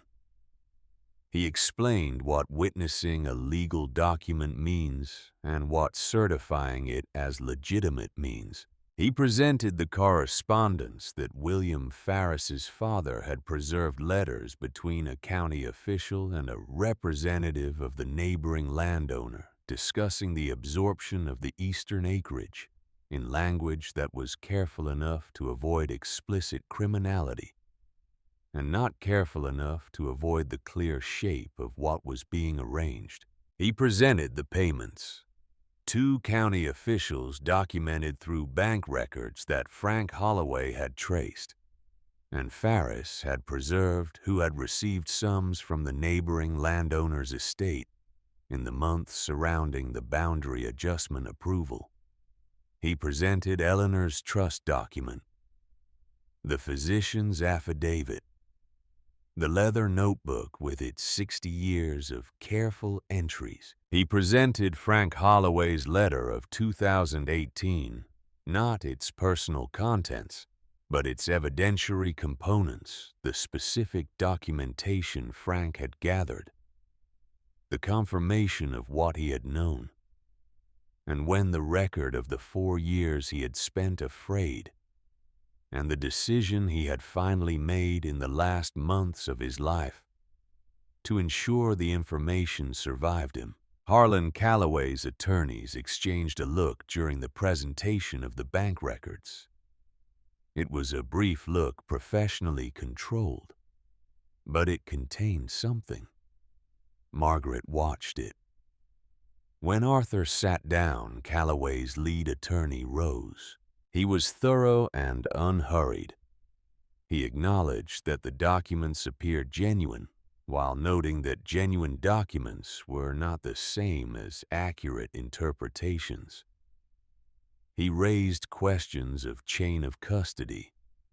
He raised questions of historical context, noting that land recording practices in rural Virginia counties in the 1960s were inconsistent, and that what appeared to be irregularities might reflect nothing more sinister than bureaucratic variability.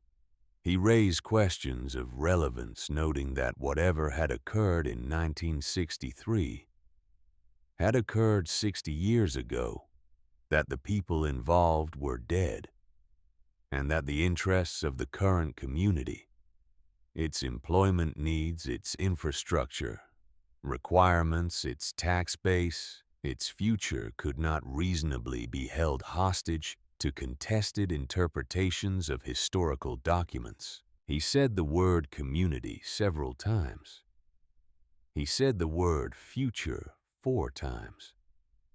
He did not say the word Eleanor once. Then he sat down and the room was quiet for a moment, and Councilwoman Ellis turned to the front table.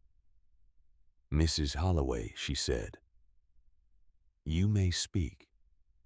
Margaret stood. She did not use notes.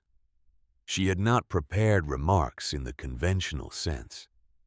She had spent the previous evening at Blackwood Ridge reading Eleanor's letters again and Frank's letter again, and the physician's affidavit and the trust document, and she had let the language of those documents settle into her, in the way that things settle when you stop actively trying to hold them and simply allow them to be present. She knew what she wanted to say. She had known for several days. She was simply waiting for the room to be ready to hear it. She looked at the council members. She looked at the rows of people behind her. She turned slightly, and found Everett's face in the third row and held it for a moment, then returned to face the front. "My grandmother," she said, "built something here." Her voice was clear, not loud. In a room that quiet, it did not need to be loud. She built it alone in a county that offered her no assistance and would have preferred she stop. She built it over 20 years quietly at personal expense and personal risk, because she had looked at the world around her and identified something that needed to exist and did not. And she had decided that the absence of official support was not sufficient reason to allow the need to go unmet. She paused. She described Blackwood Ridge the way she had come to understand it. Not as real estate, not as acreage with development potential, as what it had actually been: a network node, a safe point in a landscape that had no safe points for certain people. A door that opened in the dark when other doors were closed. "Women came here," she said. "They came injured and afraid and in the middle of the night, and my grandmother let them in and fed them and hid them and got them somewhere safer. She kept records of every one of them. 60 years of records hidden in the walls of a house that someone cleared out and left to rot after she died." She looked at Calloway's table. "My grandmother's records were hidden because she understood that the people who wanted this property gone were not interested in the property. They were interested in what the property permitted. A woman with somewhere to go is a different kind of problem than a woman with nowhere to go. My grandmother understood that. The men who took the eastern acreage 6 weeks after her death understood it too. They understood it well enough to act on it before anyone could object." She reached into the banker's box and removed the boundary adjustment document. She walked to the council table and set it in front of Marta Ellis. "This is what that understanding produced," she said. 12 acres. The spring house, the lower field.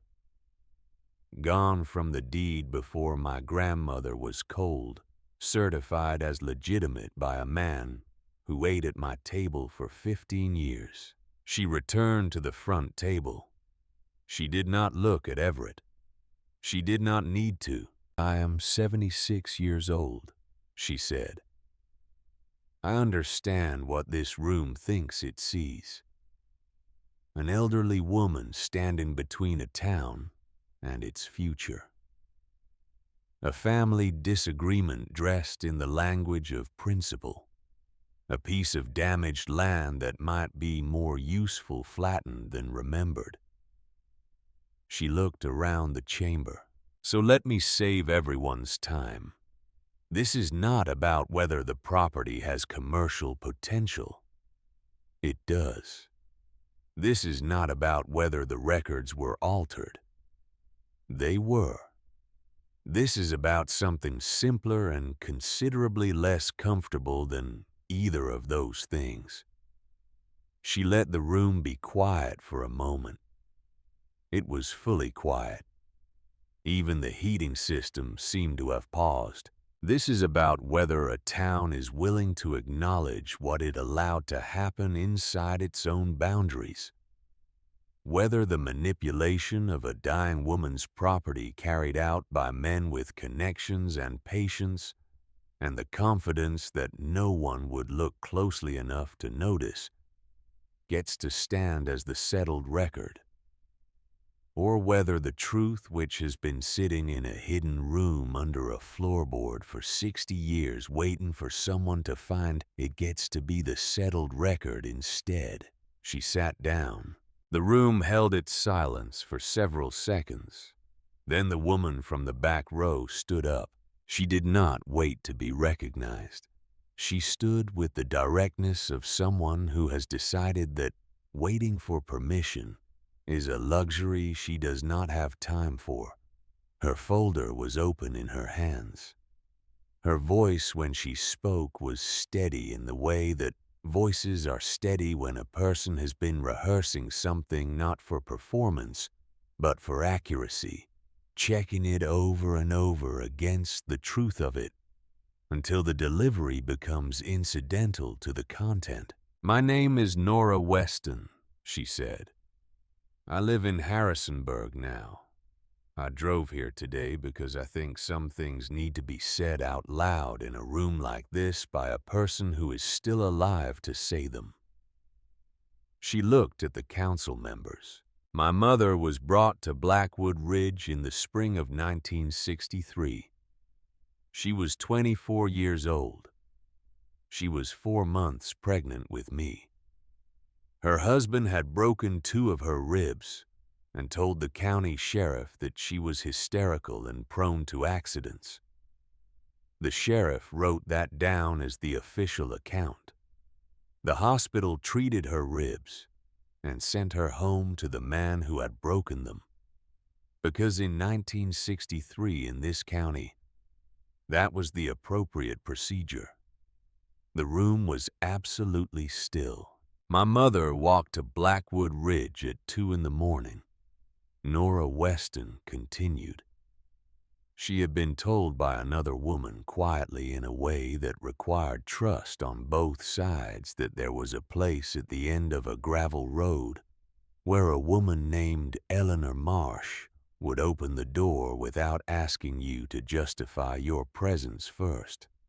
My mother walked 3 miles in the dark with 2 broken ribs because the alternative was going back inside the house she had just left. She opened her folder. She held up a photograph. The council members, the audience, could see it clearly. A young woman standing on the porch of Blackwood Ridge. Her face was turned slightly toward the camera, and even from a distance from the grainy quality of a photograph taken 60 years ago, the exhaustion in it was unmistakable. But there was something else in it too.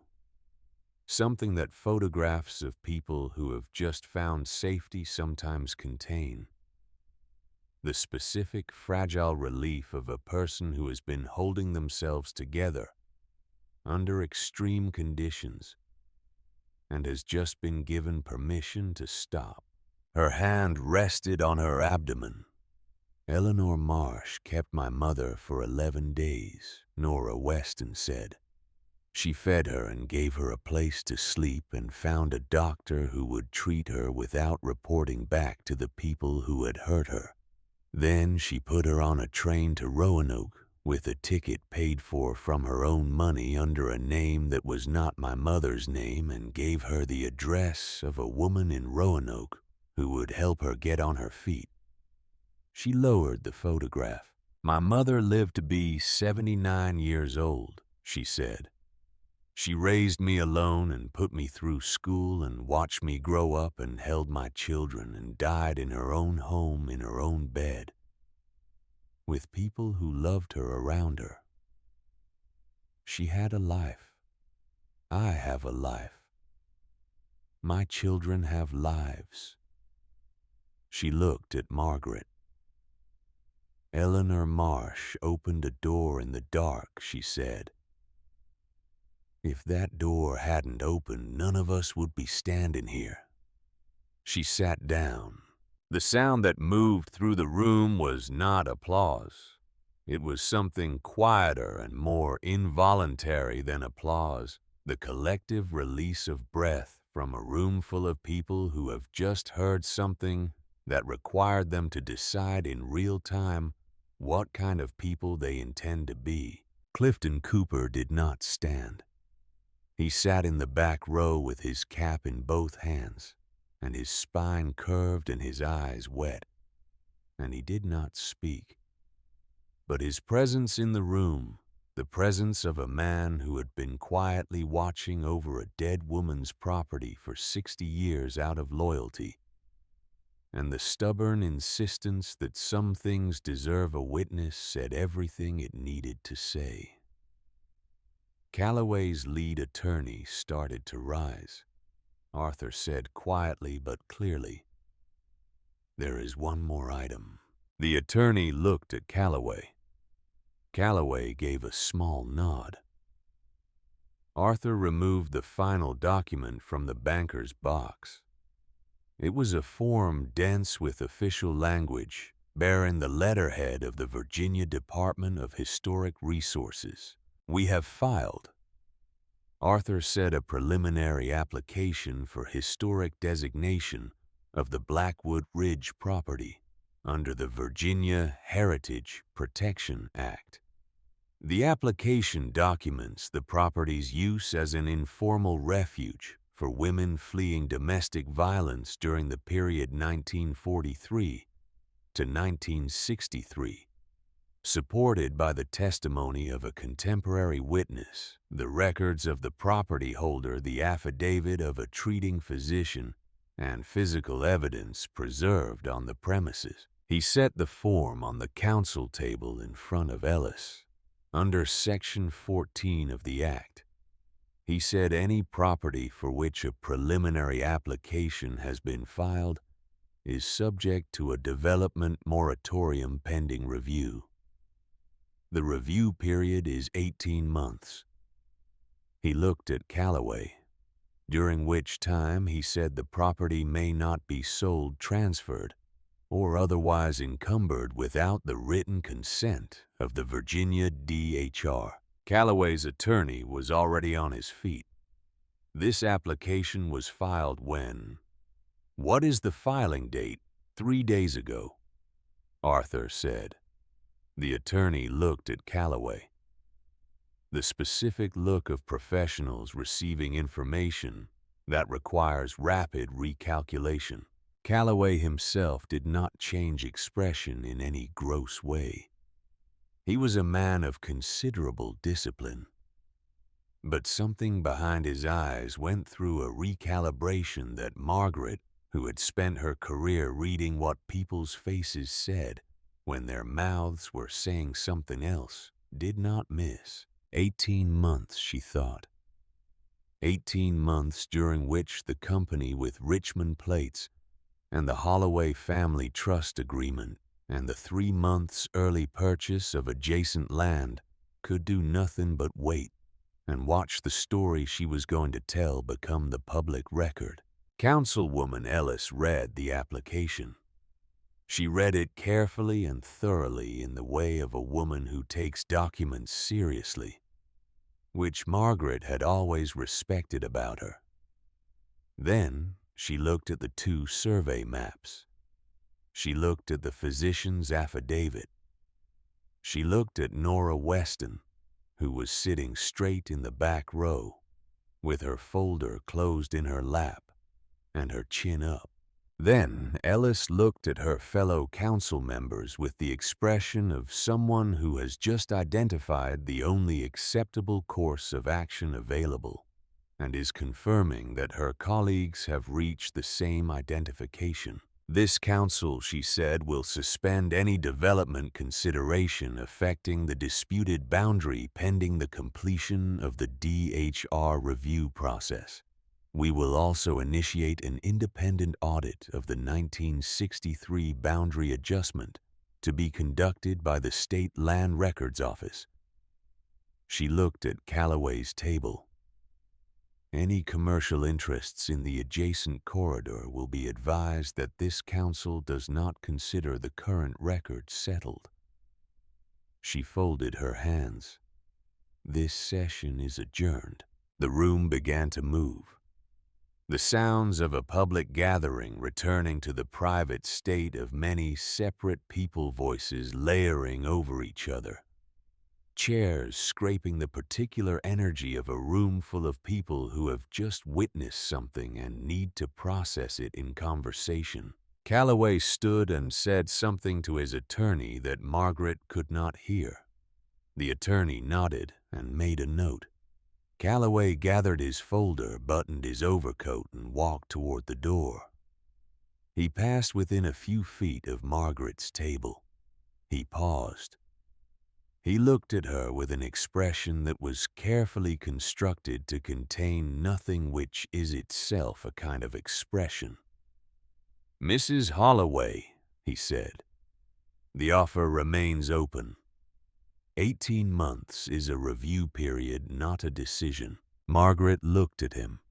"Yes," she said, "and that is precisely why I intend to make very good use of the next 18 months. He left. The room emptied slowly around her. People approached. Some she knew, neighbors from 30 years of Cloverfield life. Women from the church she had attended since Frank was alive. A retired school teacher who had taught Everett in the 5th grade, and whose face now held an expression of fierce and slightly tearful approval. She received them all with the quiet, present attention she had always given to the people who came to her, because she had learned very early that being truly received by another person is not a common experience, and that offering it costs nothing and matters considerably. Nora Weston came last. She stood before Margaret without the folder now, both hands at her sides, and her face in person was something different from what it had been at a distance. Older, yes, but with a quality in it that Margaret recognized from her years in medicine, the quality of a person who has lived through something difficult and come out the other side, with the scars incorporated rather than hidden. "I've been wanting to do that for 30 years, Nora said. "I just needed the right room." Margaret took both her hands. "Your mother raised someone worth knowing," she said. Nora's face changed in the small, specific way that mentions of lost parents move the faces of people who have not yet finished missing them. "She asked me once," Nora said, "before she died, if I thought anyone would ever find out what Eleanor Marsh had done for her, for all of them. I told her I thought the world was slow about these things, but not stopped." She squeezed Margaret's hands once, and then let go. "I'll come to the DHR hearing," she said. "If you need testimony." "I'll need testimony," Margaret said. "Yes." Nora Weston put her folder under her arm and walked out of the council chamber, and the sound of her footsteps on the old wooden floor was clear and even and entirely unashamed. Outside, the November night was cold and clear, the specific clarity that arrives in Virginia after a cold front has pushed through and left the sky scrubbed of everything but stars. Margaret stood on the courthouse steps and looked up at it and breathed it in. Arthur came to stand beside her. He said nothing for a while. He was a man who understood that certain moments should be allowed to exist without being annotated. Then he said, "William Farris will have all of Frank's documents transferred to my office by the end of the week. The DHR application is solid. The audit request gives the county records office something to work with. It's not going to be quick. I know. It's not going to be uncomplicated." She said, "Nothing worth doing is uncomplicated. I spent 30 years as a nurse. I'm not afraid of a process." He looked at the night sky. 18 months, he said, is a long time. Margaret turned slightly and looked back at the courthouse door through which she had just walked, through which Nora Weston had walked, and Clifton Cooper, and a room full of people who had come to see what the truth looked like when it finally made it above ground. "Not long enough," she said, The offer came to Blackwood Ridge on cream-colored paper. 10 days after the hearing, Harlan Calloway's name was at the top, and his signature was at the bottom. And in between was a number that Margaret read once and set aside with the deliberateness of someone moving an object to a location where she could see it clearly, but not reach it without intention. It was a large number, large enough to pay for the best private care facility in the Shenandoah Valley for the remainder of her life, with enough left to cover the medical expenses that age accumulates and the contingencies that age invents. Large enough to mean never worrying again about the things that people in their 70s worry about in the dark hours when sleep declines to come. There was a note attached, handwritten on Calloway's personal stationery, suggesting that given her age and the scope of the legal process ahead, a swift and voluntary resolution might represent the most peaceful available path, given her age. Margaret read that phrase with the particular attention she gave to phrases that carried more meaning than they announced. Arthur sat with her on the back porch of Blackwood Ridge while she read it, the morning cold and sharp around them, the lower field visible in the distance, the one Eleanor had described in her letters as the place where the light came first in the mornings, and where you could see anyone coming up the eastern road from a quarter-mile away. She set the paper down. Arthur said, "It's a serious offer. I know. You could be finished with all of it. The hearings, the audit, the DHR process, the attorneys. I know." He looked out at the field.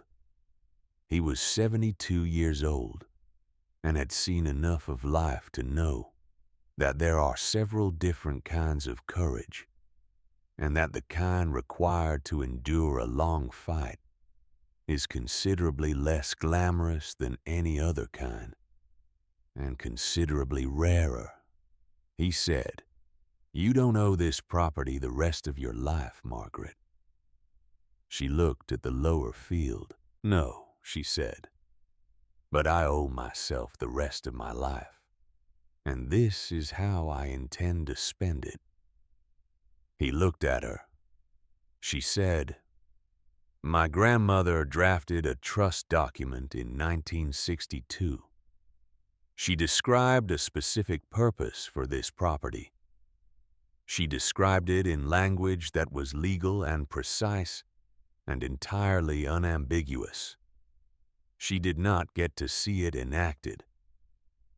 My husband spent the last 4 years of his life trying to restore the conditions under which it could be enacted. He did not get to see it either." She folded Calloway's offer once and set it on the porch railing. "I am the one who is here," she said. "I am the one who found the room under the floor and the letters in the key. I am the one who read Frank's handwriting and Eleanor's handwriting and understood what they were both reaching toward. If I sell this property now, it will be developed and the spring house will be folded into someone's drainage plan, and the lower field will be graded flat, and 60 years of deliberate, necessary history will become the foundation of something that has never once considered that history at all." She looked at Arthur. She said, "They thought they had discarded me. They put me out with a suitcase and a noon deadline and assumed I would find somewhere quiet to go and be grateful for it. Instead, they delivered me here, to the one place in the world where everything I am makes complete sense." Arthur was quiet for a long moment. Then he picked up his legal pad and his pen. "Tell me what you want the trust document to say," he said. She told him. Everett came 3 days later. He came alone in the late afternoon, and he came on foot from where he had parked his car at the end of the gravel road, which Margaret took to mean he had needed the walk. He was 50 years old and had his father's way of carrying uncertainty, which was in his shoulders a slight forward cant that Frank had always had too, when he was working through something difficult. Margaret was in the front parlor when he arrived, reviewing the trust document draft that Arthur had sent over that morning. She heard the porch steps, recognized the weight of the footfall, and set the papers down. He knocked once and then came in because he had been raised in houses where he knocked, and then came in, and old habits are the last things to change in a person, even when everything else is being revised. He stood in the doorway of the parlor, with his hands in his coat pockets. He looked at the room, which had changed considerably in the 3 weeks since he had last stood in this doorway. The floor had been swept. The windows had been cleaned imperfectly but noticeably. The broken rocking chair had been moved to the porch where someone could repair it properly. The mantelpiece held Eleanor's leather notebook and the 2 keys and a mason jar with dried seed pods from the backyard that Clifton Cooper had brought without being asked, because that was the kind of man he was. Everett looked at the room for a moment. Then he looked at his mother. She looked back at him. He said, "I'm not here to argue." She said, "Good." He said, "I'm not here to ask you to sell either." She waited. He came into the room and sat down on the wooden chair near the window. He looked like a man who has spent several weeks sitting with something uncomfortable and has arrived through the specific exhaustion of prolonged resistance at the place where setting it down becomes more manageable than continuing to carry it. "I keep going back to that morning," he said. "On the porch. You with your suitcase. Me telling you noon." He looked at his hands. "I've been trying to understand how I became a man who could say that to his mother. And I think the answer is that it happened slowly enough that I could always tell myself I hadn't gotten there yet. And by the time I clearly had, it felt like the shape of things, like the way they were. Not a decision I kept making, but just the situation." He looked up at her. "That's not a defense," he said. "I know that. I'm saying it because I think I owe you the actual accounting, not just the apology." She looked at him steadily.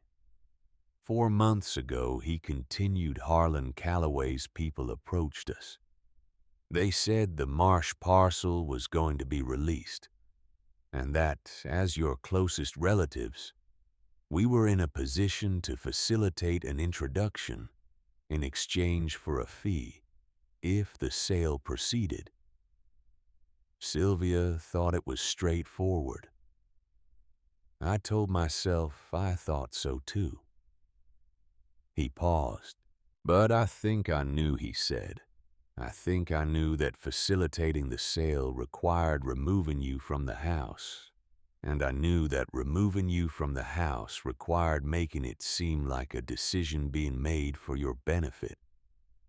And I went along with it anyway. Not because I believed it. Because it was convenient. Because it was easier than looking at what it actually was." Margaret said, "Which was?" He said, "Selling my mother for a finder's fee." The room held that sentence. She had not expected the precision of it. She had expected a softer version, the version that people use when they want to acknowledge wrongdoing without fully inhabiting it. What he had said was the unpadded thing, the stripped-down truth of it, and she found to her own surprise that it reached her differently than she had anticipated. Not because it made the thing acceptable. It did not. But because a person who will say the worst version of what they have done in plain language, without mitigation or performance, is a person who has actually been somewhere interior that other people can only gesture toward. She said, "And Sylvia." His face changed slightly. "I don't fully understand what happened at the hearing," he said. "She didn't tell me she was going to speak. I didn't know she was going to support the preservation. We've had some conversations since then that I think are going to take some time." Margaret thought about Sylvia standing at the back of the council chamber. The brief fracture in the controlled surface before it returned. The specific quality of a person deciding in real time between two versions of themselves. She said, "What you do with that is between the two of you." He nodded. "Sylvia told me something he said after the hearing. Something about her family. I didn't know it before." Margaret said in the way of someone who has suspected something for a long time and has waited for the right moment. Everett looked at her. "You knew I suspected." He was quiet for a moment. Then he said she wasn't going to let this place disappear, even at the end, even when the whole plan depended on it. People, Margaret said, are more complicated than the worst things they do. That's not an excuse. It's just a fact, and it's worth remembering. He looked at the mantelpiece. He looked at the keys and the notebook and the mason jar with its dried seed pods. He said, "Can I help?" She looked at him. "The porch," she said. "The third board on the left side has been soft since we got here. Clifton says it needs to be replaced before the weight of real winter is on it." He stood up. He looked around the room one more time at the parlor that had been cleared and swept and was beginning to have the quality of a room that intended to be used rather than abandoned. He looked at the window through which the late afternoon light was coming in low and gold. He said, "Mom." She waited. He said, "I know sorry doesn't cover it." She said, "No, it doesn't." He said, "I know." She picked up Arthur's trust document draft from the chair. "There's a hardware store," she said, "on Route 11.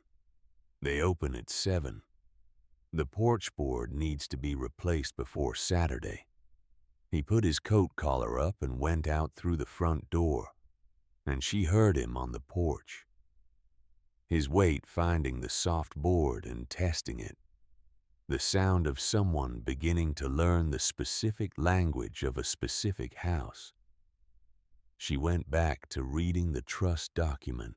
In early spring, the last of the winter retreated from Blackwood Ridge in the way that Virginia winters end, not dramatically, not in a single warm day, but in small daily concessions.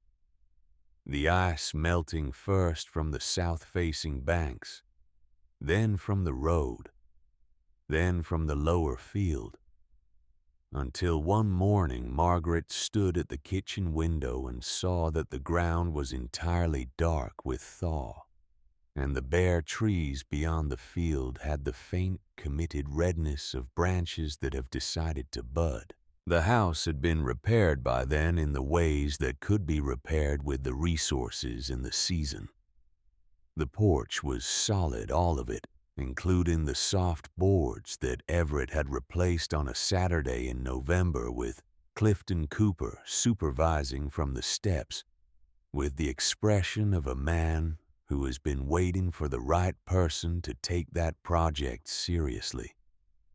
The broken windows were whole. The floors had been cleaned and sealed. The bedroom where Margaret slept had curtains now, ones that Nora Weston had made from fabric she had brought from a cedar chest her mother had kept for decades without quite knowing why. The kitchen smelled of coffee in the mornings and of food in the evenings, and of the particular warmth of a house that has been reacquainted with regular human presence. The Marsh House Trust had been formally established 2 weeks prior, incorporating Eleanor's original trust language and expanding it with provisions that Arthur had drafted and the DHR had reviewed as part of the ongoing preservation application. The document was 30 pages long and had been signed in Arthur's office on a Thursday afternoon with Clifton Cooper as a witness and Nora Weston on the phone from Harrisonburg. The wooden sign had been painted by a high school student named Davis Webb, whose art teacher had mentioned the story of Blackwood Ridge in class one afternoon in early December, and who had driven out to the property on a Saturday to ask if she could make the sign. Margaret had said yes immediately. It was a good sign. Clean letters on a dark ground visible from the road. Marsh House. And underneath in smaller letters that Davis Webb had asked about and Margaret had thought about for a full minute before answering, a home for women who still deserve one. The morning that Marsh House received its first resident, Margaret was in the kitchen. She heard the car on the gravel road. Before she heard the knock, and she heard the footsteps on the porch. Before the knock, too, and she heard in those footsteps the particular hesitation of someone approaching a door that they very much need to open and are not entirely certain they will be welcome at. She recognized that hesitation. She had heard it in hospital corridors and in the voices of people on the phone and in the silence of patients who needed to say something but were waiting for the signal that the room would receive it. She dried her hands and went to the front door and opened it. The woman on the porch was 71 years old.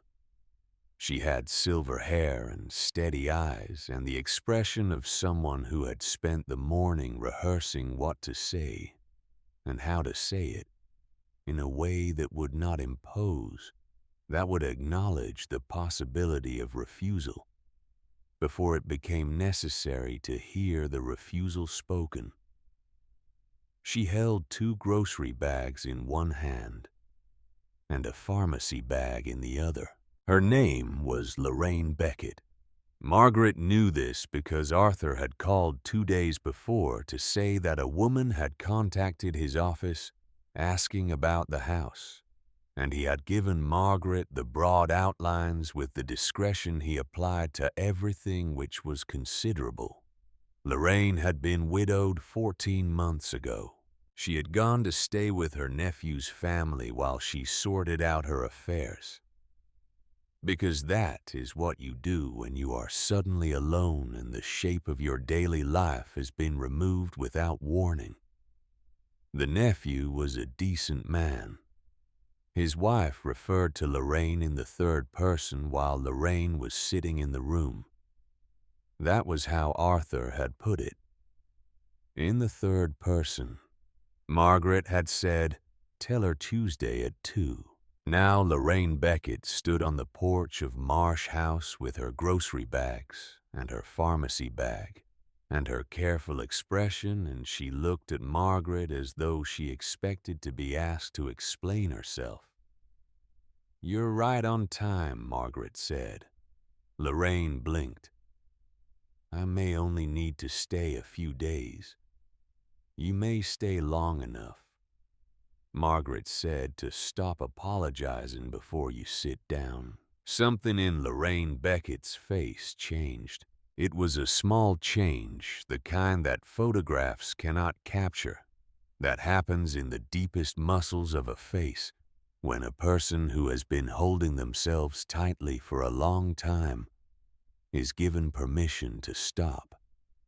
It was the kind of change that Margaret had spent her career learning to see. In patients who had just been told the diagnosis was treatable, in family members who had been keeping vigil for days and had just been told they could go home and sleep. The relief of being received. She came inside. By summer, the front bedroom was occupied by Lorraine Beckett, who had stopped apologizing before she sat down within the first 2 weeks, and had taken to making coffee at 6 in the morning and leaving a cup outside Margaret's door, which Margaret never asked about and never objected to.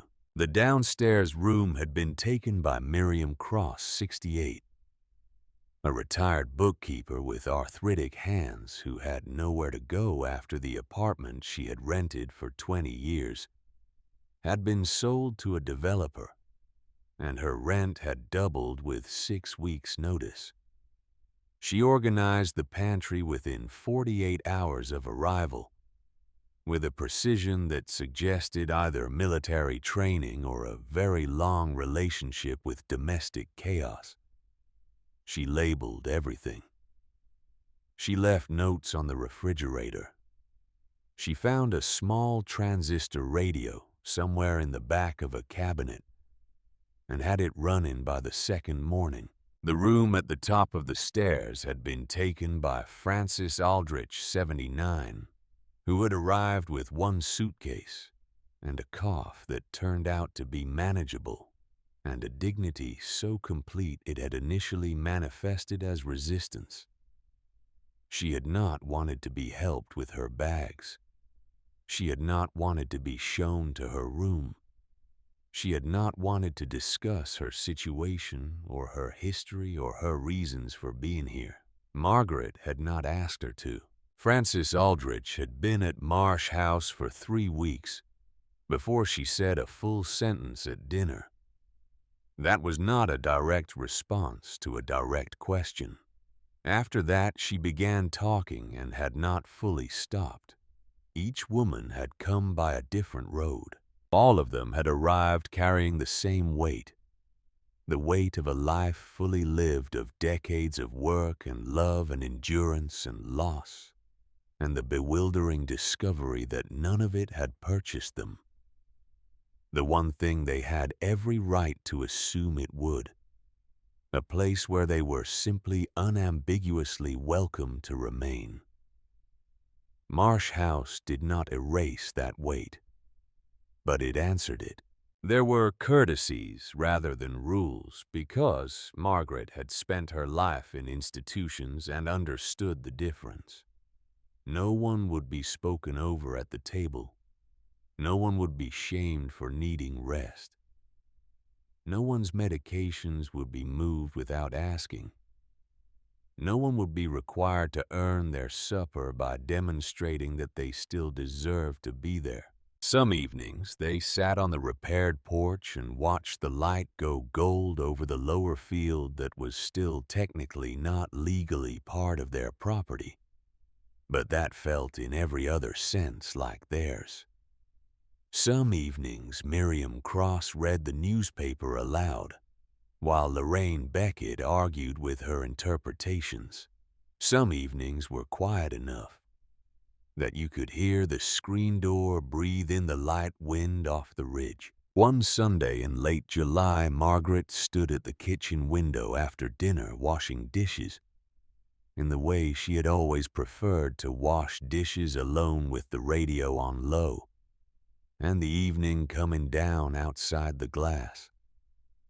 From the parlor came the sound of Francis Aldrich describing to Lorraine Beckett with considerable detail and some humor a disastrous Thanksgiving dinner from 1987.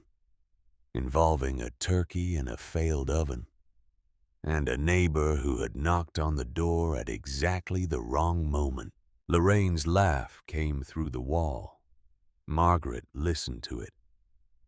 She listened to the specific quality of that laugh, which was the laugh of a woman who has been laughed with for the first time in some months, who has remembered that this is something that happens between people who are paying attention to each other. She dried her hands on the dish towel. She looked out the window at the lower field.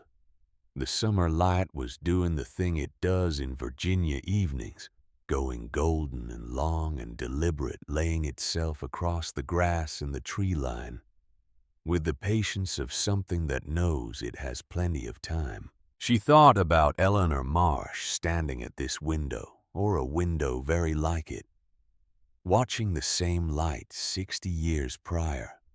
A woman who had built something necessary out of nothing available, who had hidden the evidence of it in the walls and the floors, and a sealed envelope addressed to someone who would not arrive for 6 decades, who had trusted with a faith that was not passive but thoroughly considered and entirely deliberate that the right person would eventually come. She thought about Frank.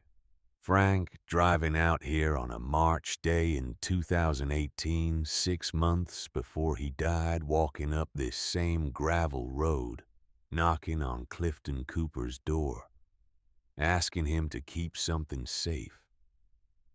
Frank, who had been afraid, and had not yet finished being afraid, but had decided that being afraid was not sufficient reason to leave the field.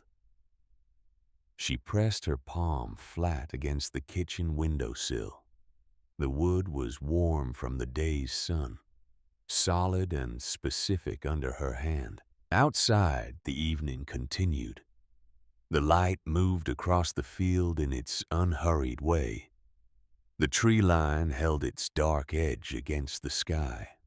The road below the ridge was empty and still.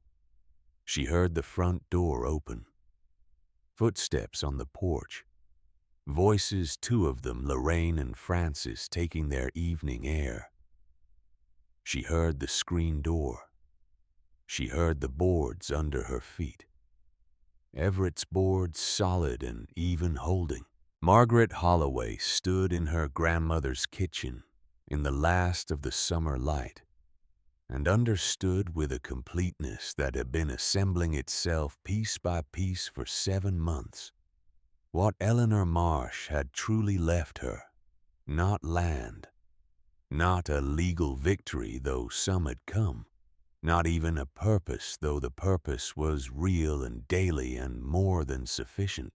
What Eleanor had left her was a continuation, a thread that ran from one woman's hands to another's, across 60 years of silence and misdirection, and the patient, organized work of people who believed that inconvenient things given time and the right kind of stubbornness could be made to disappear.